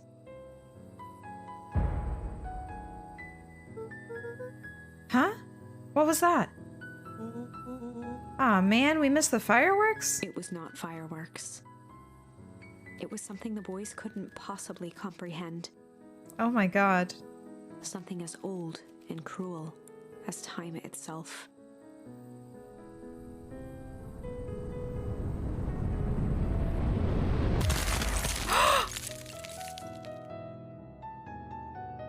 I just got an achievement unlocked called the Big Chill. A shockwave of cold tore through the room. A bitter, unfathomable chill. Well, time to go back and make another choice, right? Before they could react, it encased them in ice. Two boys, reunited by friendship, only to be cruelly separated by a malevolence beyond reason. And so, our story ends on this melancholy scene. In a silent treehouse turned statuary, in a town brought low by its secrets, sits a pair of friends, alone, together, for the rest of time. The end. At least for now. No, that can't be the ending. It simply can't. I won't accept it, and I hope you won't either. I'm not accepting it. There are more endings, more possibilities. I can feel it. We are just going to have to sort through them all until we find the one that fits. We gotta go through them all. Oh, wow. Okay, what have we not done? Did anything change back here? Alright, looks like we gotta go to this one. Oh! Oh, wow. We're gonna go back to when those guys attacked us, I think. Oh my gosh, I have a theory. Ooh, let's hear it, Stardance. Luca's mind raced. He was caught in a trap. What do you do when there's no hope? Iggy wiped his cheeks with a sleeve. What are you gonna do, Luca? Luca drew himself up and decided to take the only option they had left. Flight. Luca drew himself up and decided to take the only option they had left. What if the narrator is his mom? Ooh, that's a pretty decent theory. He squinted down the barrel of the mission control defense cannon, aiming it through an opening in the dense tree branches. She disappeared to fix everything for her son. He looked up with surprise. Could be. It struck true and taut. Yeah, because we don't actually know who the narrator is. Wow, I can't believe that worked. Hey, Mr. Kerr, we'd love to hear your thoughts, but I'm afraid we have places to be. Come on, Iggy. Right, so this takes place after we got Iggy, Iggy deformed by the goo. See ya, jerks. Whee! Fine, we know where that leads them. This way, we'll take the tunnels. The tunnels? Luca and Iggy winced as they sprinted through the thicket. The branches clawed at them, reluctant to give passage. After what felt like a marathon, Luca stopped in his tracks as they reached the clearing. What the? That was all he was able to say before Iggy slammed into his back. The boys tumbled down a steep decline and crashed with a wheezing thud on a surface as hard as ice. In fact, oh, not the ice. Chapter 5. So now we're back at Chapter 5, but with a different outcome. Signs. They stood silently, catching their breath. The sky was like sapphire. Where the heck are we? With each breath, a plume of steam escaped from Luca's lungs. And isn't it, it's supposed to be like almost summertime, isn't it? Or it is summertime. Let's keep moving. Luca pulled Iggy to his feet as they gazed across a snowy terrain. What? That was actually pretty badass. Uh-huh. I think we lost him. Are we up in the mountains? I don't think so. If anything, we went downhill. Then what's up with the Winter Wonderland? All I know is there's no going back to the way we came. Uh-oh, I feel like that's that thing down there is an entrance to a tunnel or an exit. Let's see if we can get our bearings. Follow me. Find a way home. This kind of looks familiar. Can we go this way? Oh no! What's the readout? Sitting just above 258 Kelvin. That's down a bit from last time. I think we went the wrong way. Should we report this to Mr. Kerr? Meh. Still within safe ranges. It may be spreading, but it's under control for now. Is it? Even a small nudge in the equilibrium could cause a cascade. Dude, relax. Just a few more sites to hit before we can punch out. Let's get this over with. What in the world? What's all this? Hard to say with all this snow. I think it's a town sign. I can almost make out the letters under there. What town could this be? There couldn't be another town this deep into Wheat Wood. I'm looking at evidence to the contrary. Let's figure out what we're dealing with here. Step 1, snow's gotta go. I'll see what I can do.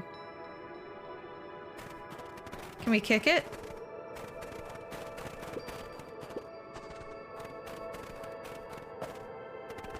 Oh, that didn't work. Maybe I have to get closer. Welcome to Beacon Pines. The boys stared in disbelief at the sign that now clearly read, "Welcome to Beacon Pines." I'm torn because I think there was another direction we could have taken. This doesn't make any sense. We're in Beacon Pines? How's that possible? We ran away from town. How did we get back here? I guess we've got turned around. Where did all this snow come from? Well, it's been colder than normal lately. There's a pretty big difference between sweater weather and this Arctic hellscape. The puddle we fought at before, it was cold too. Maybe all of it leads to one source. You think it's related?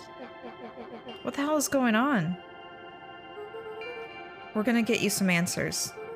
Let's keep moving. Can I go back this way though? Okay, I can.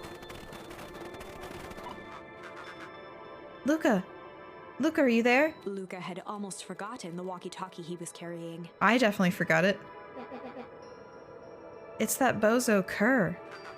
I hope nothing bad has happened to you out in those woods. Luca looked at Iggy with hesitation.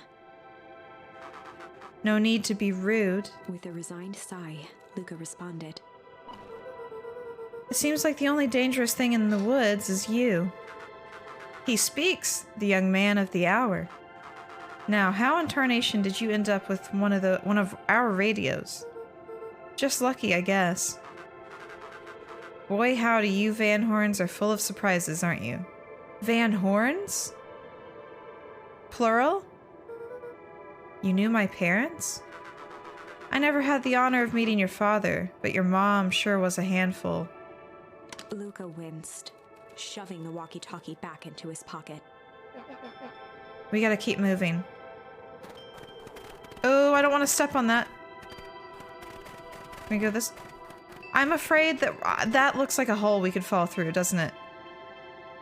What should I do? Should I go back?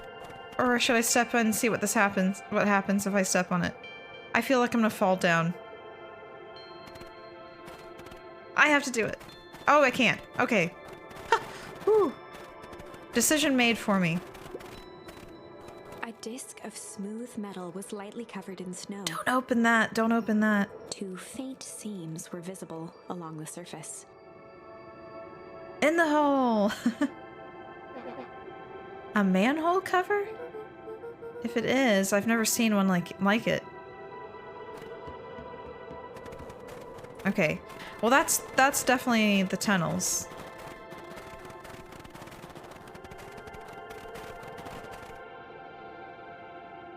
Oh my gosh, this is the bridge. The fencing listened. What? Are we in another dimension here? Each chain link encapsulated with a translucent layer of ice. Looks like the stuff they put up around Weepwood. The stuff who put up? I don't know.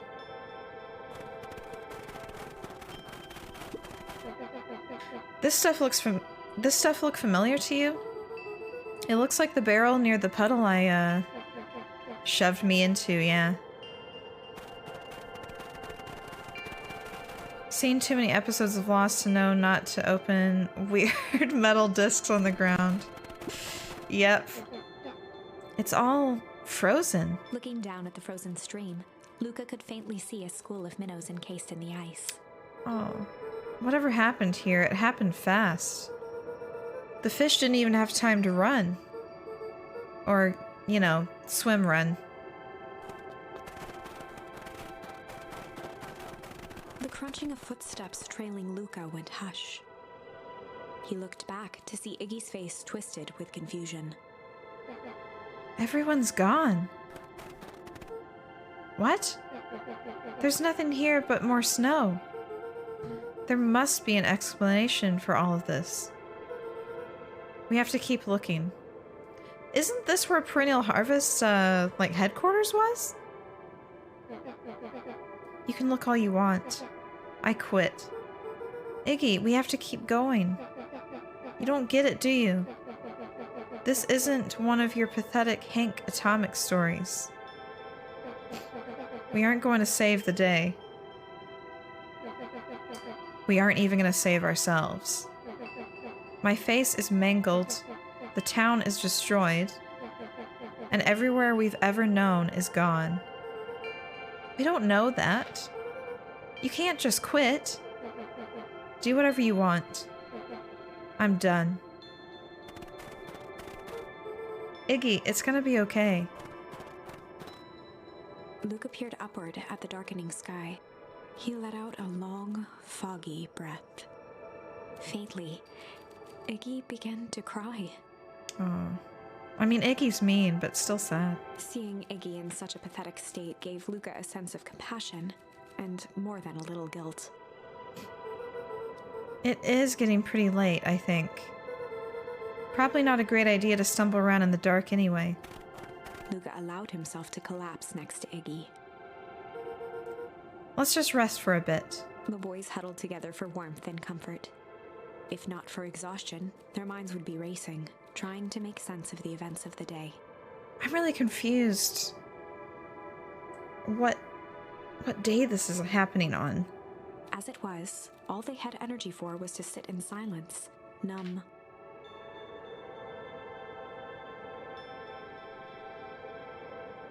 Is this how this one ends? The way the snow covered everything over. It's kind of calming. Yeah.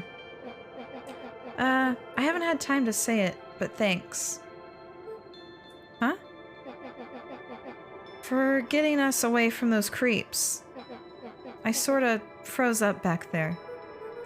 Iggy, I should be the one apologizing. This all happened because I lost my temper. Nah, that's bull hockey. First of all, you didn't know what the gunk would do. You didn't, right? Of course not. And second, stop with this baloney about losing your temper. But I did lose my temper. Iggy motioned sarcastically to his half-deformed face. Obviously. But that's exactly what you should have done. Huh? I was being a horse's ass. You were supposed to be a horse's ass in response. That's how it works. Iggy, I'm having a hard time following. You wanted me to fight you? Should not be sleeping out in this, no.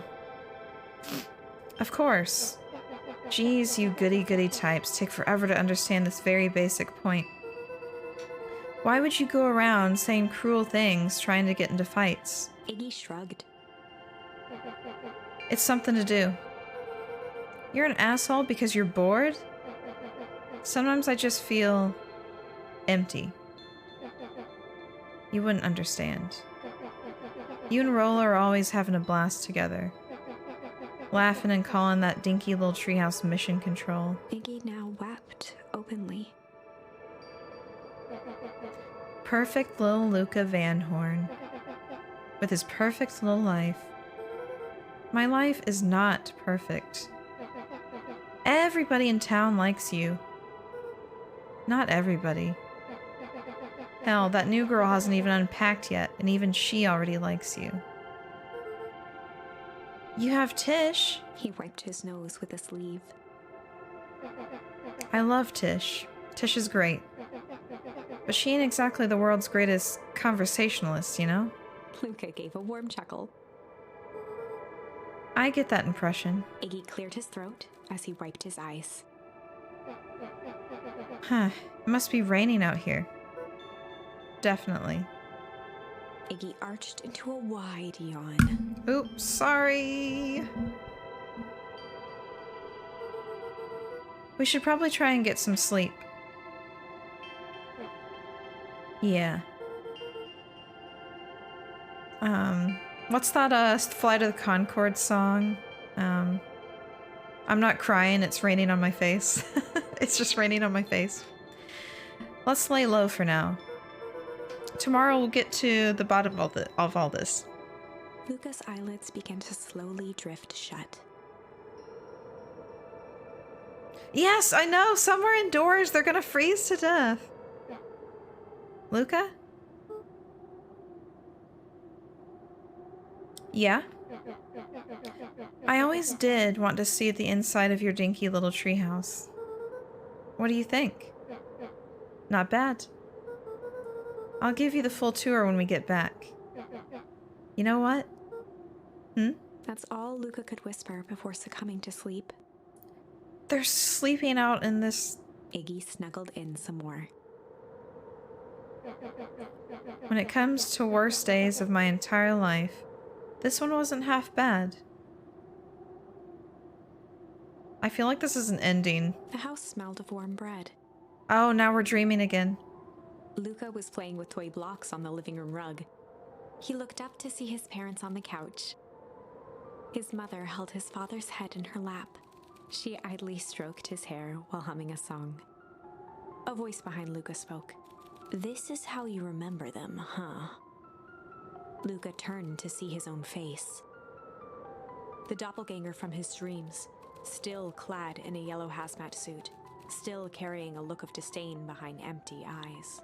Aww, look at this perfectly cozy scene. You know it wasn't really like this. The figure picked up a toy block and inspected it. It's amazing the facades that one can build given the right materials. So we learned that his father died in a fertilizer accident in the factory, right? Not that I blame us. These are a child's memories, all warm and fuzzy. You don't remember, do you? Lucas snatched the block from the figure's yellow-gloved hand. Remember what? The doppelganger pointed to the couch. The last day we saw him alive. The day he chose to abandon us. Luca turned to look at his father, still lounging on the couch. That's not true. He didn't abandon us. The doppelganger waved his hand dismissively. Everything is true here. It's just a matter of what we choose to see. Let me show you. The world flickered and pulsed. Luca was sitting next to his bed, listening to his heartbeat with one of his dad's stethoscopes. The doppelganger limped into the room. Now, we both know that's not how this went. Chose. Yeah. He grabbed Luca's hand and guided the stethoscope to the floor. Luca heard muffled shouting, brought close by the stethoscope. It was his parents, fighting. Do you remember what we did next? Luca gave a slow nod and crept down the hall to peek through the banister. He could see the outline of his mother at the bottom of the stairs. Damn it, Walt. We can't afford to get involved in this. She was scared. His father stepped forward. What am I supposed to do? Just watch? There's a sickness in this town, and we both know who's behind it. Maybe the father was trying to investigate what was going on. I swore an oath to help people. I won't turn my back on them. Luca's mother grabbed Walt. She was crying, pleading, I can't lose you.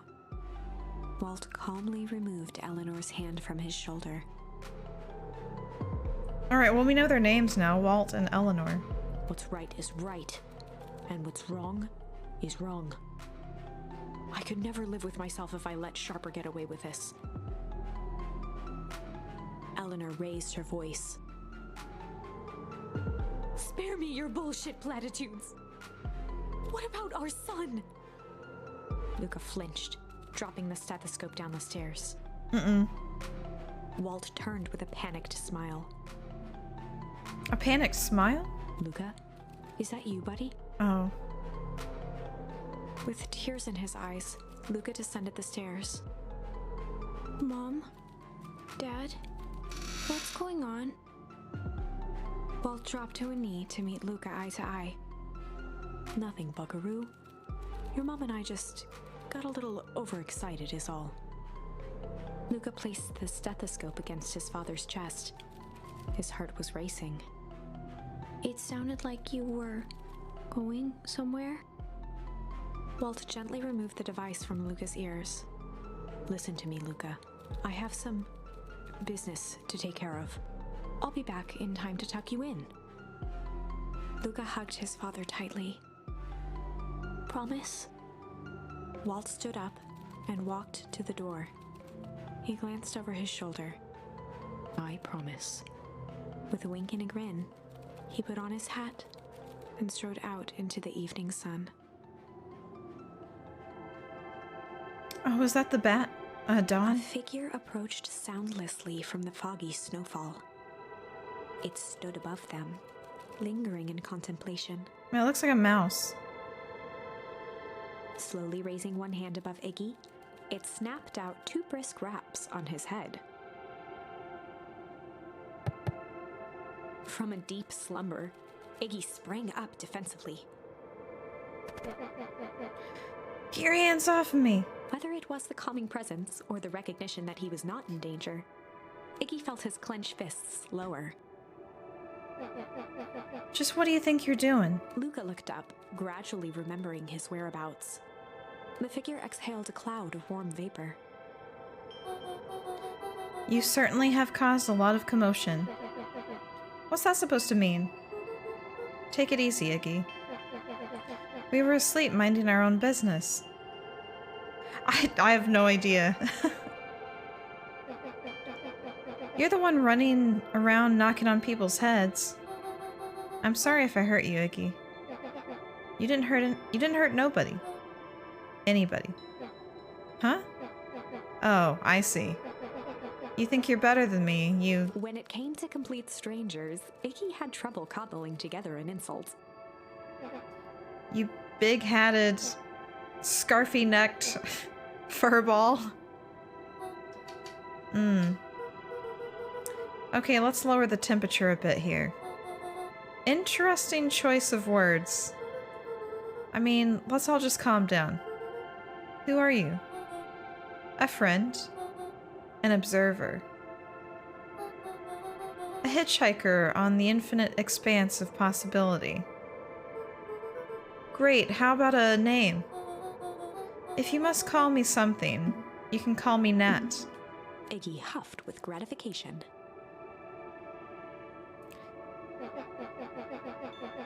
How about you make like a gnat and buzz off? Very well. Nat began to turn away indifferently. Wait, what? Wait! Do you live here? You might say that. Narrator?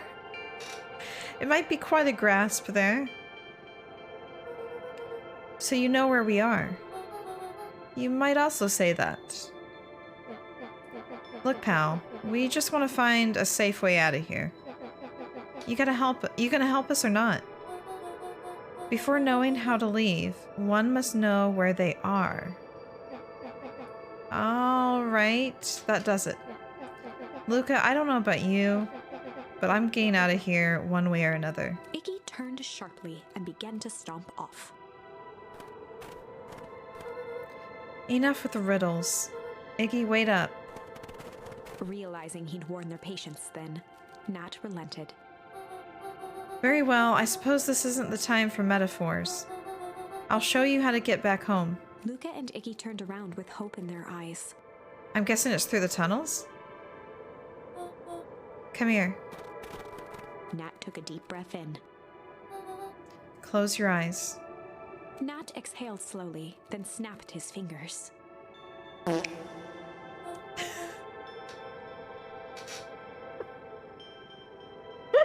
The timing on that.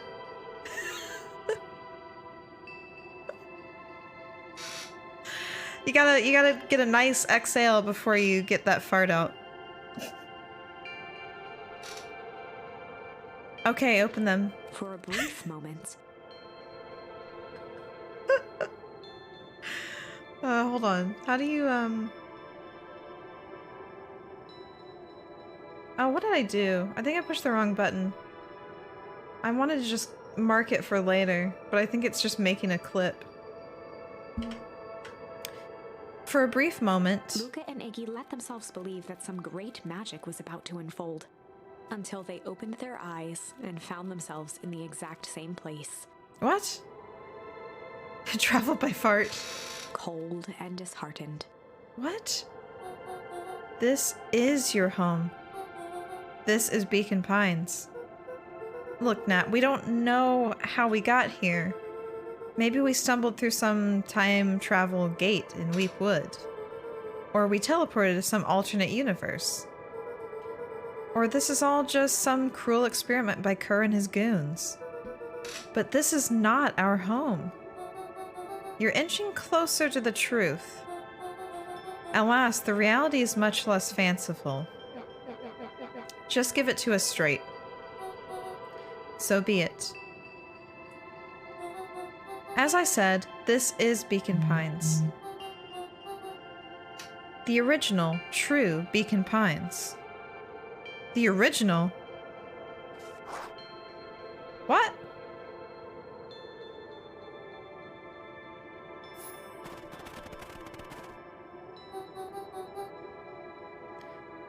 You both grew up here, but the town you've called your home for the past several years is a replica. A remarkable achievement of engineering, to be fair, but a replica nonetheless. That's impossible. Are we dead? What? It's too much work. You'd need a whole town to replicate a whole town. Indeed, to pull off such a feat would require immense labor power. That which could be moved would be moved. That which could not would require a precise duplicate. We would have noticed. Someone would have noticed. You'd think so, unless the auditing was impeccable. A mind-numbing attention to detail. As for the innumerable trivialities which complete the tapestry, well, you can leave that to this miraculous thing we call a brain. It has a real aversion to discontinuity. A revulsion, even. The brain has a wonderful way of smoothing out the rough edges, keeping us sane. Luca and Iggy looked around uncomfortably. So you're saying that someone made an entire new town and moved us all, and no one noticed? Some big words here. I'd really struggle. I'm struggling. I'm struggling. I don't know if I said any of these right, but yeah. That's why I need to. I need to get back into reading. Precisely. But why? Why is the one question that can never be answered with... Why is the one question that can never be answered with certainty? I'm really confused at what's going on. I'm really confused. The best one can do is to uncover... Nat narrowed his eyes, furrowed his brow, truth. And uttered. The source. Why do you say the source like that? Why indeed? Luca began to laugh uncomfortably.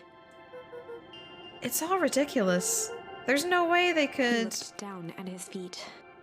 His eyes started back and forth in contemplation. With a sudden pain, a thought struck him. If this really is home...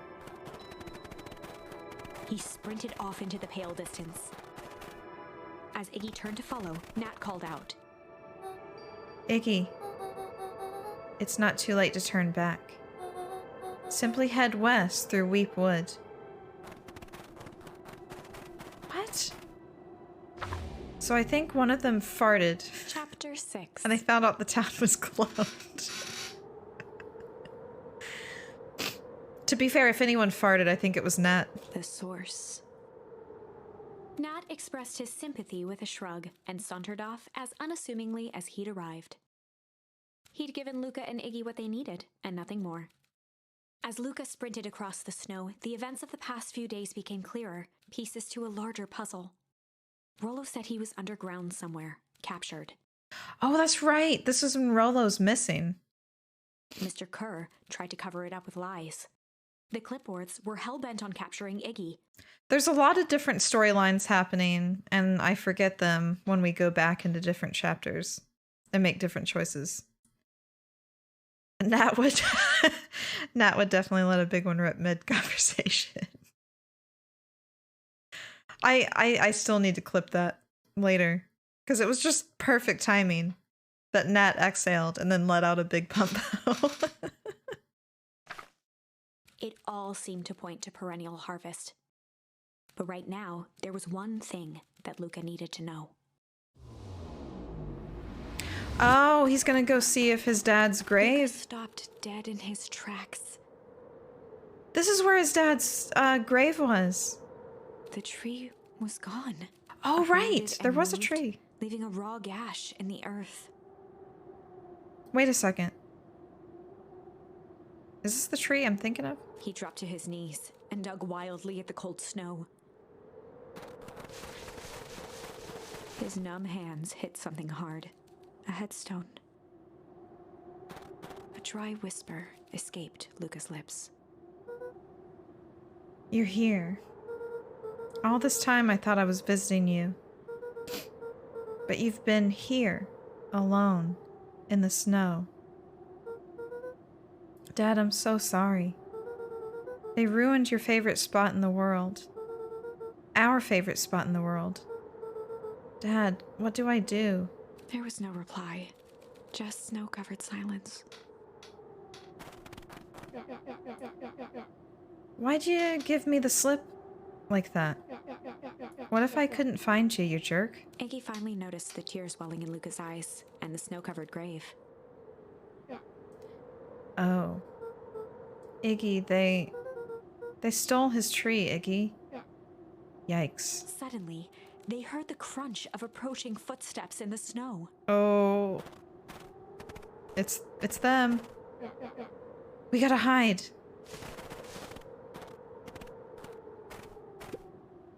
$259K. Fall off distance still good. Dude, did you hear me? I said 259. Sorry. You ever think about what we did here? We saved a whole town of people. Doesn't feel like it sometimes. What about everything we left behind? That's the grave of someone with a family. The people who loved them will never know the truth. The truth is overrated. He bent down to scoop up a snowball and lobbed it playfully. Hey. Don't be such a downer, dude. We took this job to change the world. Yeah? Come on. It's almost lunchtime. Oh my... Ha, weirdo. The way he just sauntered out there. Here I thought I was a jerk. These dinguses are out here literally dancing on graves. Luca stuttered through heaving sobs. I thought I was visiting him. I thought he was with me. Not gonna lie, that's a bad break. Here's some advice. Iggy gave Luca a solid smack on the back of his head. Hey! Who's any of this helping? What? Sitting here in the snow crying like some pushover. Who you helping? Iggy, look what they did. They lied to everyone. Blah, blah, blah. Luca Van Horn, you're a lot of things, but you ain't no pushover. What did I tell you before? When some jerk comes at you, acting like a horse's ass, I should stand up for myself. Hell yeah. Kerr and his merry little band of clipboards pulled off this switcheroo for a reason, right? Nat mentioned something about a source. Luca wiped his eyes with a sleeve. Whatever's at the source must be awfully valuable to Perennial Harvest. Sure would be a shame if something unfortunate were to happen to their precious source, wouldn't it? What do you have in mind? If it's small enough to steal, we snatch it. If it's too big to snatch, we smash it. And what if it's too big to smash? Iggy flashed a mischievous smile and cracked his knuckles. I'm always up for a challenge. I'm gonna make this right, Dad. I promise. Let's do this. Locate the source. Alright, I feel like we're gonna have to, go this way. It can get awful cold out there in those woods, Luca. Probably best you two stay put and conserve your energy. Help's on the way. Where's Rolo? Where's my mom? Did you kill her? Oh, heavens no. Do I seem like a killer to you? Iggy and Luca shared a skeptical look. Well, do I? Ah, shucks. Now that hurt my feelings. Screw that guy.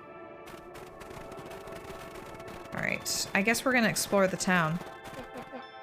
Wait a minute. If this is the original town, then that means... Iggy darted behind a large pine and began digging furiously. He emerged holding a shoebox with a crude skull painted on its lid. What's that? Long story. So a few years back, I, came into possession of some premium grade fireworks. Not the wimpy firecracker stuff they give kids. The good stuff. So why did you bury it under a tree? That's the long part of the story. You and Rolo were doing chores at Rolo's chicken coop. And you guys pissed me off for some reason or another. Luca rolled his eyes with realization. No, you didn't. Iggy stifled a chuckle. Yep. I just wanted to give you guys a little scare. But like I said, these were some primo fireworks. So I might have underestimated things. You blew up the chicken coop? I prefer to think of it as an incinerary redecoration. Sorry, but you should have seen the looks on your faces. Rolo got grounded for months, which is why I needed to stash the evidence and lay low. So I buried him under the tree. But when I came back for him later, they were gone. I figured some grown-up found him and tossed him. Iggy triumphantly raised the shoebox. Turns out it wasn't the fireworks that got moved. It was us. Unbelievable.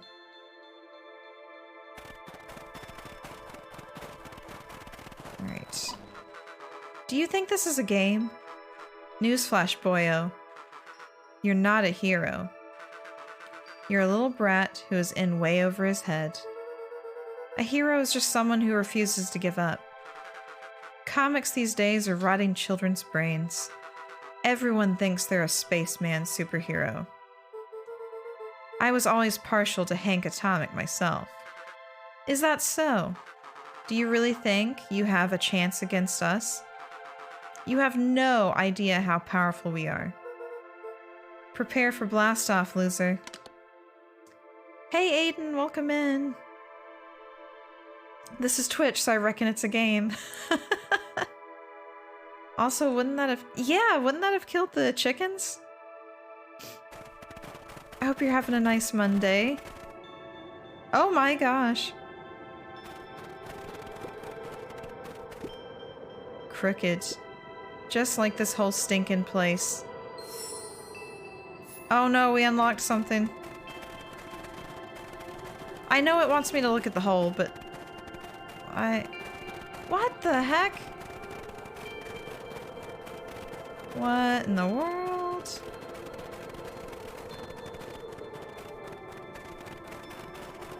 This is some Stranger Things type of stuff going on. Luca and Iggy inched up to the edge of the hole with bewilderment in Yeah, I their do like the eyes. sound of the snowy footsteps. Arctic air breathed out of the cavern in heaving gusts. This is where the fountain was. Echo! Echo! Echo! Echo. Whoa. I can see why they wanted to move us all out of town now. But why would they dig a giant hole? I think this is it. The source. This is the source? It's a dang hole. How do we smash a hole? Fill it in? Oh, it's much more than that, my annoying little friend. Kerr. Where's Rollo? I wasn't lying before. He's safe. Well, safer than you two, at least. Drats, it's cold. You just had to drag me all the way out here, didn't you? Mr. Kerr gazed down the abyss in contemplation. It really is something, isn't it? What did you do to our town? What is all of this? Well, that's a doozy of a question. This is the source, where they collect the unrefined... Kerr scratched the back of his head. Honestly, boys, I don't understand any of this well enough to explain it. Fact of the matter is, I'm not paid to know. What do you mean you don't know? Ain't you in charge? Oh, heavens no. My role is merely to flash a winning smile and manage various... complications. Complications like us. You are a smart boy. His face contorted into a saccharine grin. Saccharine. Alright, now I know how to pronounce that. Thank goodness for some of the voice lines. It really is nothing personal. Some people are destined to strive for greatness, and others are simply obstacles along the way. Seems like you were destined to be a creepy lackey. The point is that we all play our part in life. Mine just happened to be a lead in the role of a lifetime. And you happen to be extras, ready for your curtain call. We aren't giving up without a fight. Your smile's not gonna be so winning after we're done with you. Now, boys, there's no need for melodrama. It makes even a professional such as myself embarrassed for you. Let's change the mood a bit. Kerr snapped his fingers. Scene change. What? There, that's better. Deal with them. Iggy turned to Luca with a sly Are we gonna be glance. pushed down the hole? Why are you smirking? Because I have a box full of fireworks and you don't. Iggy waved the box into the air, threatening to drop it down the hole. Don't we need to light them first? Stop. Let's not do something regrettable. Joke's on you. Regret is one of my specialties. Out of curiosity, what would happen if I threw these in your precious hole? Nothing. Nothing at all. You're a terrible liar. I'll have you know, I am an exceptional liar. But, that's far enough. Iggy plucked a single bottle rocket from the box and held it up with reverence. Stop, you fool. Ain't sweating. Call off your goons. After a long pause, Mr. Kerr flung up his hand with frustration. Very well. You all can head back for the night. It's been a long day. I'll handle these two from here.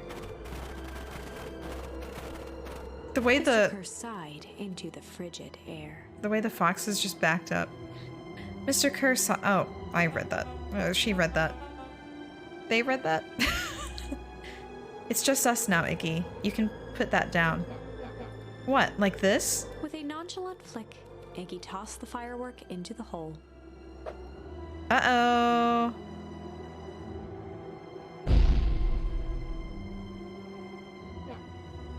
Ooh. Whoa. With a growl, Kerr leapt at Iggy, crashing through Luca. Iggy tried to twist away, but in the struggle they both tumbled over the side. Luca dove forward, bracing Iggy's hand just before it slipped. His grip was made precarious by the cold, wet snow. He could see Kerr further down, clinging to Iggy's coat. You reckless child, what have you done? Luca, listen to me. Hold on tight and use the walkie-talkie to call them back. How, what channel do I use? It doesn't make a damn difference, they're always listening. If you do that, the clipboards will just haul us up and snag us both. I feel a choice coming on. The only way you get out of this is if Kerr's out of the picture. Just let go and save yourself. If he lets go, we both die. I don't want to die, but seeing the look on your face almost makes it worth it. Mr. Kerr, you've had a long life. Why don't you actually do something selfless and just let go? Mr. Kerr gasped with insult. Long life? I'll have you know I can still play 25. You should have heard me sing the part of Phileas Young. With a wild look in his eye, Mr. Kerr began to hum a proud melody. Prum-dum-dum. Prumpty-dum-dum. Wow. Can you believe this guy? Luca's hand began to cramp. His voice began to crack. Kurt, just let go. No can do. If you want to save your friend, you'll have to save me too. Luca, look at me. It's okay. Luca felt Iggy loosen his grasp. You aren't going to kill your friend like that, are you? Every muscle in Luca's body burned. I'm not his friend. Yes, you are. Nah, I'm just a no-good bully. Like you, Kerr. Iggy, no. Luca felt his hand slipping. And I told you what you need to do with bullies. I can't. It's your only way out of this mess. 2 birds with 1 stone. It makes sense for us to fall together. Wackadoos travel in packs. A calm settled over Iggy's face. Luca, Let me do this. Iggy's voice was colder than the bitter air billowing from the chasm. Let me do the right thing for once. Oh, we've got a choice. Luca had no choice but to blink Iggy's request. Oh! What do we do? What do we do? I mean, we can always go back and change it, but... What if it's useless to, for them to fall down in the hole, though? Like, I don't have no idea...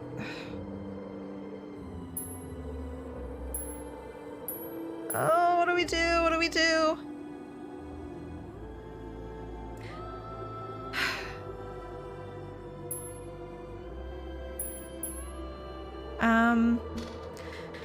So we can definitely come back and change our decision.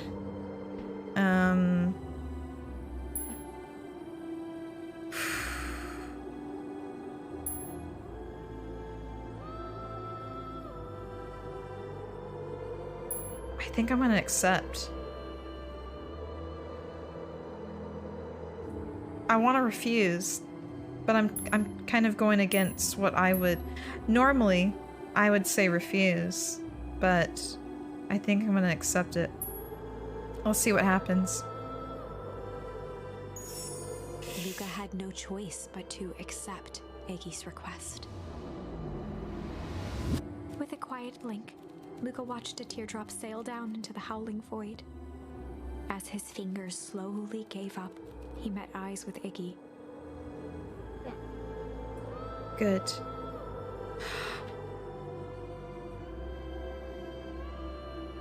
I can't believe I The grew two attached to silhouettes were Iggy, though. swallowed by darkness.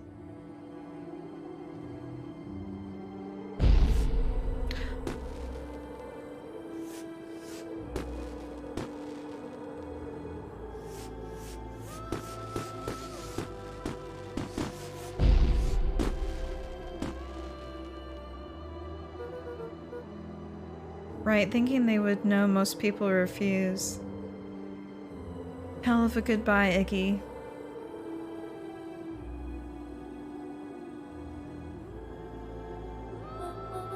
Luca, you should really step back. What? Quickly.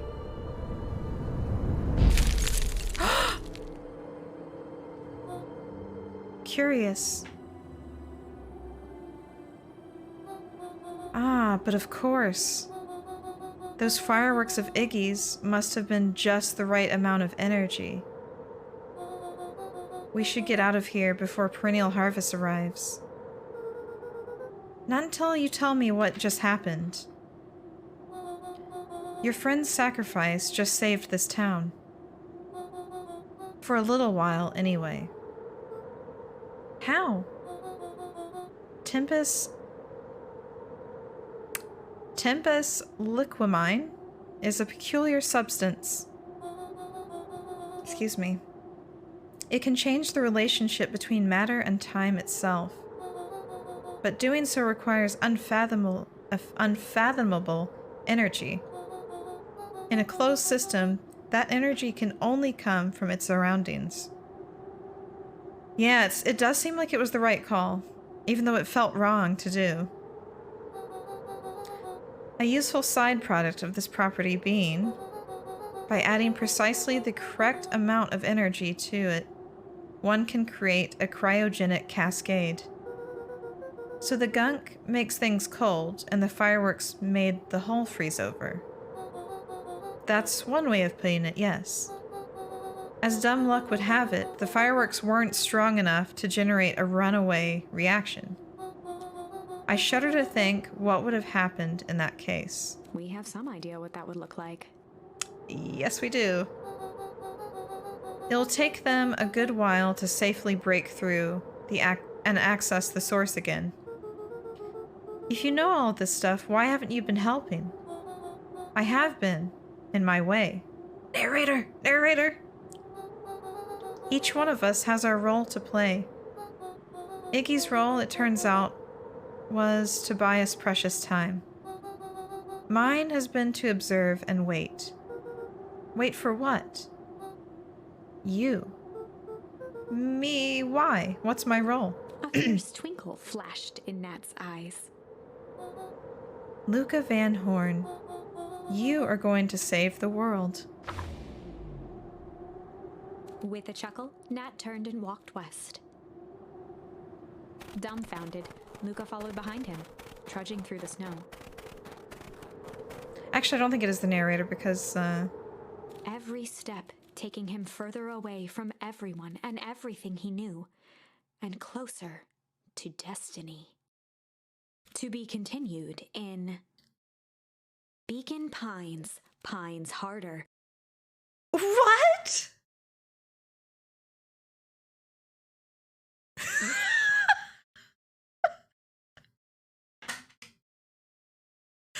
Beacon Pines, Pines Harder.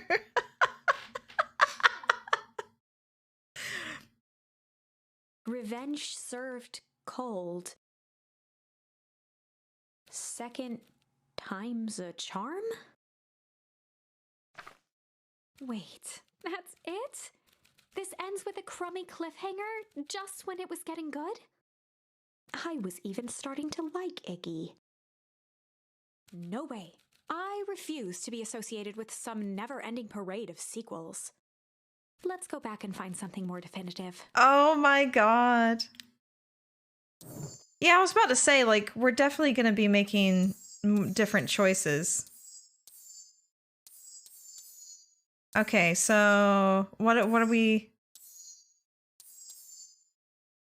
Okay, so we can refuse and see what happens. And then over here we can... There's that option. All right, so far, I think we'll do that one first. But I'm gonna have to call it there, unfortunately. And we'll have to pick this up again next week. But dang, this game is so good. I love it. Wow. I really thought that they really had me there. I really thought that was it. I was like, it can't be a cliffhanger on the cliffhanger. Yeah, so I've already had like multiple endings to the game.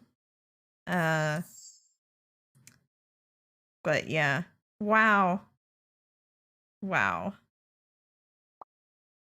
How do I...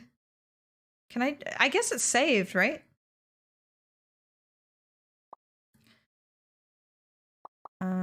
Exit. Wow. I hope it's saved anyway. I think it is. Oh, that was something else. I didn't think we were gonna finish it today because there's so many more options that we have. And there was one that only had one option, so I have a feeling we're gonna unlock something else. But yeah, let's see who's online.